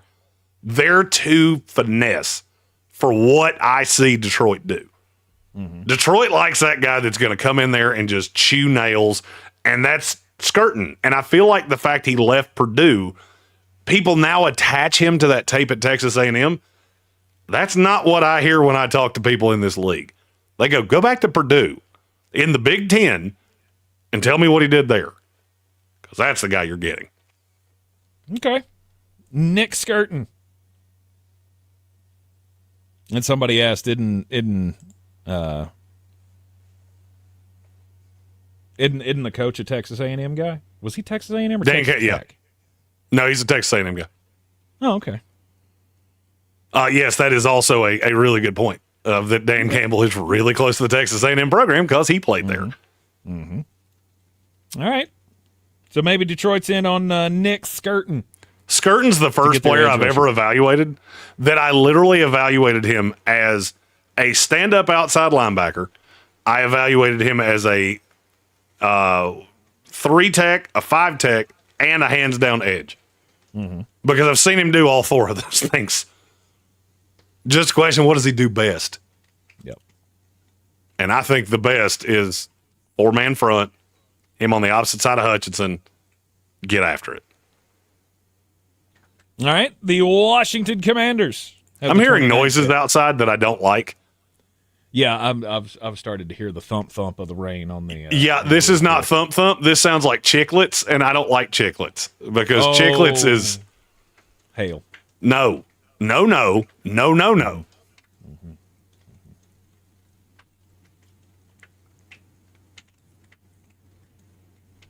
right, Washington Commanders. I feel like there's no way people are not hearing that because it's so loud outside the French doors of Mullet Manor that, I can hear it in my headphones. I can't hear it. Hey, Mother Nature, stop that. How about that? Just stop doing all of that. I don't think it's coming through the mic. I think you're good. Okay, so the Washington Commanders, they're in like a real catbird seat because I feel like they did a good job of addressing needs. So I don't have to shoehorn anything here. I would love to have an edge. I think anybody that knows me and knows the way I look at this team, I would love to have an edge. I also feel like there's a guy that they're probably going to take a shot on in the second round that tells me that may not be the need that they think is the biggest need. I'm not sure I'm not going to go Emeka Egbuka here. Okay. I haven't committed to that yet. No, okay. But Debo played a lot out wide. Mm-hmm. Egbuka plays a lot in the slot. And you could kind of mix and match those two. And I'm not in love with the fit of any of the edge rushers that are on the board. It's like Mykel Williams, that doesn't do anything for me. Jalen Walker might. And my team is so good that I can take that shot if I really feel the urge. I would have gone Josh Connerly had they not added Laramie Tunsil. But now I feel pretty good about my offensive line. What would you do here? Just out of curiosity. I would probably say they would go after one of the Georgia guys. I had a funny feeling you were going to say that. Because I keep looking at Jalen Walker going, I feel like here you've now fallen to a spot it's a little dumb. It's a little dumb that you're down here. But you would have to be evaluating him as a super undersized 3-4 outside linebacker. Mm-hmm. Yes. Do you see him as that? I would say with obviously some coaching, some schooling, he probably could do that. I just don't know if Dan Quinn is he the one to teach him that? It's not a bad guy to learn from. Dan Quinn has gotten very cute at times with players. I mean, just remember how he used Micah Parsons. Mm-hmm. Micah Parsons played all over the place. And now I'm curious, how big was Micah Parsons when he came in the league? Oh, that's a good question. I'm going to look right now because I've got it in my notes.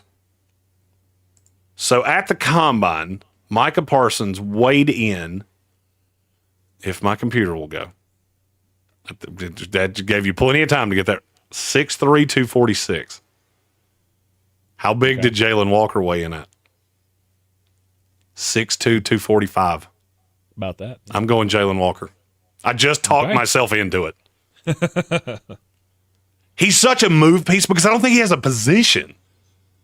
But then you look at Dan Quinn, he did the same thing with Micah Parsons because he didn't really have a position either. Mm-hmm. That was one of the knocks on him is I don't think he's a great off-ball linebacker. I think he can do it. But, man, he can really rush a passer. That's the same thing we're saying about Jalen Walker. And in that exact same scheme, he was elite. You know what? I just literally talked all the way through that to the point if I went from hating it to loving it by the time I said it. Loving it. Sometimes I guess that's how that works. I sounded that out like it was a speaking spell. I might as well have pulled a cord and the cow goes, Murr. Yep, now I love it. Now I'm doing a podcast with those guys on Thursday. I am going to beat that drum so loud that it's pathetic. All right, the Washington Commanders with Jalen Walker, surprisingly enough, at number 29. Number 30, the Buffalo Bills. This one's yours. And I can't wait to hear what you're about to say. Derek Harmon. Give me some beef on that defensive line. I got to rebuild the defense somehow, some way. And I think he's the one that makes the most sense. But for why? The value of the pick. But why? Derek Harmon's one of those guys that I feel like I'm going to be in fights on for the next 24 days. Mm-hmm. All right, so what is it about him that you see and go, yes, that is elite? He's going to plug the middle of that defense. Okay, so he's big. All right, there are 100 guys that are big. Mm-hmm. Where does he play? Because I think he's I think he's like the world's 8th biggest 3 tech. Okay. That's 4-3 defensive tackle. Mm-hmm. Does he not play down there next to Oliver. And I get that, but Ed Oliver is a pass rush specialist. So is Derek Harmon. So you're going to see them line up on 3rd and 4, and teams are going to go, we can make it. We can make it. Because Derek Harmon did the craziest thing I've ever seen. He went from a run specialist to a pass rusher solely by transferring. He was irrelevant as a pass rusher when he was at Michigan State. Then he goes to Oregon, and all of a sudden he's the best pass rushing defensive tackle in the class. For me, that's 1 year wonder tape, and I get scared to death of that.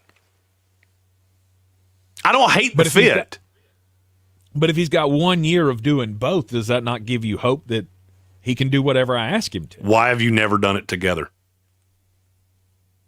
That gets into motor and all kinds of things like that. I've seen you do both, but I've never seen you do both together. Right. But did he get abused in the run game at Oregon? Abused? No. He didn't get abused. He just wasn't nearly as good at it. Okay. Look, you're picking him in a place that I think the tape would dictate. It's pretty safe, in my opinion. I don't think it's safe at all. You take out the 2 Ohio State games, Derek Harmon never had a game against a high-level opponent that made me go first-round pick. Now, he obliterated Ohio State twice. Mm-hmm. He just ate their lunchbox twice. I don't get that either. I'm one of those guys that if I have to ask like 10 questions about a prospect, I'm probably just never going to get to the point where I take them. Okay. And Derek Harmon has a lot of questions. The raw, yeah, he's a big dancing bear. And yeah, he could turn into an elite 3 tech in this league. He could also be out of the league in 4 years, and it wouldn't shock me in the least.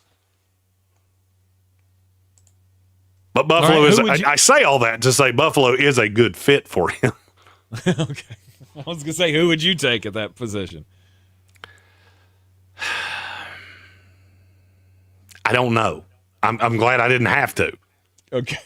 Because I'm not going to lie to you, I would look at, if I want a guy that I know is going to rush the passer and I'm going to put him inside of Ed Oliver, run game be damned, I'd probably go TJ Sanders. If I don't care about how old he is, I think Darius Alexander is better than both of them. But he's also like 14 weeks short of getting his AARP card. So that's just a tough pick. I think you probably got it right. Derek Harmon's probably the right call. I don't love it. All right, at number 31, Kansas City Chiefs. I understand that you think that adding their offensive line's still bad. Fact or fiction? Fact. You're really good with Creed Humphrey. Mm-hmm. You're really good with Trey Smith. Mm-hmm. You're sliding. This is as currently projected. I don't love Jawan Taylor. Don't love him. Never have loved him. You added Jalen Moore, and now you think you're done at left tackle. Did you not learn your lesson from when you added Jawan Taylor? He was always a one-dimensional guy. He's been one-dimensional in Kansas City. I cannot wrap my brain around the idea of going into this year with that line as it is currently constituted. If you're tapping out on Sua Matea and you think he's going to play guard, okay. That means you need a tackle. There is a tackle on this board that I just so happen to like a whole lot. But you better be planning on playing him on the left side because he is super uncomfortable everywhere else. It's Josh Connerly. I get it. You paid money to Jalen Moore. If you want to give Connerly a year to develop, okay. I don't think you're going to get far down that rabbit hole. There's not a guard that I feel in any way good about. You took Sua Matea with this same brain trust a year ago, so you can't really just tap out on him and say, well, he's a lost cause. But you're going from Joe Thuney to Kingsley Sua Matea inside of a very inexperienced left tackle. I'm looking at Kansas City right now going, this feels like you've put a Fabergé egg on the rail of a deck on a double-wide trailer. I don't like any of this. So do they need a defensive tackle? Absolutely they do. Would I love TJ Sanders here? Yes. Darius Alexander? Yes. I cannot risk not having another offensive lineman on this team. And I think Josh Connerly can be a day one left tackle starter. And then Jalen Moore maybe slides to the right. I don't know what you do with him. I think it was a stupid signing, to be 100% honest with you. Even if it works, it was so unbelievably risky and needless because you gave money to a guy that nobody else was going to. I haven't talked to another team that said, oh, yeah, we were really going to make a big push on him. It just doesn't make any sense. So I'm going to try to unwind that to a degree by taking Josh Connerly Jr. because I know he can play left tackle in the NFL. Can't do anything else. That super versatile thing, nope, he does not have that. Because he's still learning to play left tackle. But, man, he's really good at it. All right, and then the final pick of the first round is the Philadelphia Eagles. Is there that player that's sitting out there that is so Eagle-like? Who just retired? That makes you think they're going to... Who just retired for the Philadelphia Eagles? Brandon Graham. Mm-hmm. Yeah, what did he do? Oh, he played on early downs. He's pretty good against the run. Yeah, there's another edge rusher sitting right there that right now is very good against the run. Not much of a pass rusher, but maybe you can develop it one day. Kirby Smart couldn't do it, but maybe you can. Mm-hmm. I've yet to have a mock draft where it didn't go exactly how it's going right here. I've had this same player to Philadelphia every single time I've done this. Okay. With Mike Hill? That's the one. Michael Williams. Another bird dog. You know I don't love Michael Williams. I do. But you know how best to get the most out of him? Put him in a situational role. Right. You put him on a team with a whole bunch of other freaks, and guess what? Now we can just mix and match, and we can rotate, and we can go Nolan Smith, we can go Michael Williams, we can go Nakobe Dean, Zach Bond. I'll just keep throwing them at you. That's what Philadelphia does so well, is they put guys in a position they are comfortable with while they develop them into everything else. Look, I covered Josh Sweat at Florida State. I am a Florida State guy. I can tell you when they drafted him, he was not an $80 million player. They developed him into an $80 million player. They let him do what he did well for 2 years, and then they turned him loose after they taught him to do what they wanted him to do. And there's a reason that he got the money when he did. Because Philadelphia looked at it and went, I don't have to pay you $80 million. I can pay Michael Williams $20 million over the next 4 years. Do the exact same thing, and he may end up better than you are. Mm-hmm.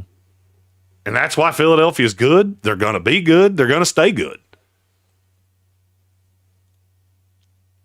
You're in the Sportsocracy, and this is ESPN Asheville, the first mock draft Monday of the draft season is in the books. Which means now we go to mock draft Tuesday. This is just like the NFL draft. We've gone one round. Now we have to reset our brains, get our needs right, get the board reevaluated, and we'll go round 2 and 3 tomorrow. Right. Absolutely. We will be here with you at noon on ESPN Asheville 92.9 FM, 880 AM, and 1400. We'll see you later. ESPN Asheville. And we're clear. Your mountain weather forecast. Scattered showers, strong to potentially severe thunderstorms this afternoon. Could be some wind and hail, potentially an isolated tornado, but that risk is low. I don't think widespread, but still some rough weather around. The good news, there will be some heavy rainfall. Some spots may get an inch or two of rain before it starts wrapping up as we head on through tonight. Today, 73. Later tonight, colder in the low 40s. Sunshine, breezy tomorrow with a high of 70. From the Weather Channel, I'm meteorologist Ray Stajic. This report is sponsored by Jimmy's Automotive Center. I've recommended Jimmy's to so many people. With Jimmy's Automotive, I know that I have a friend in the business. They're respectful. You know, after 15 years, they've kind of become family. Jimmy's Automotive Center, where customers send their friends. When you're in the thick of a project, Harbor Freight is the place that always comes in handy. Whether you're picking up something for your pickup truck or a power tool for your project, at Harbor Freight, your dollar always goes further. And these days, when everything seems to cost more, you can take pride in knowing that you get hard-working tools at hard-working prices. Whatever you do, do it for less at Harbor Freight. The Sportsocracy. It's horrible. No, you know what that is? That's horror awful. That's horrible and awful mixed together. Horror awful. This is a story of the one. As a maintenance specialist for university housing, he knows college students can major in wear and tear. Plus, housing so many students doesn't leave a lot of room to house all the supplies he needs. That's where Grainger comes in. With over 1 million in the one about Shaq and Penny? Yes. Yeah. So he doesn't have to. From a new door hinge to a whole new faucet. That's a pretty good one. Grainger.com or just stop by. Grainger, for the ones who get it done. Pitiful. This is J.W. Whitley, General Manager at Parks Ford of Hendersonville. Our purpose, to improve life. That's fucking poverty franchises for you. Community hero today at parkscommunityheroes.com. Like Daniel, a veteran who accompanied law enforcement and other veterans to perform search operations. Yeah, but how do you have like a team that, you know, got that damn lucky and just let it go? Nominate your Parks community just off into the ether. Unbelievable. Today at parksfordhendersonville.com. Mountain grab. They were so good. I loved watching the Magic.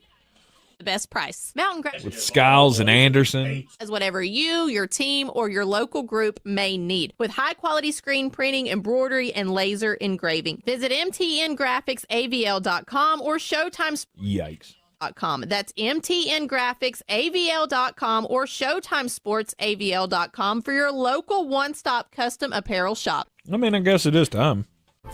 The moment you work for, train for, run wind sprints when nobody's watching for, the moment when hours of gym time. Yeah, but they drafted all those young guys.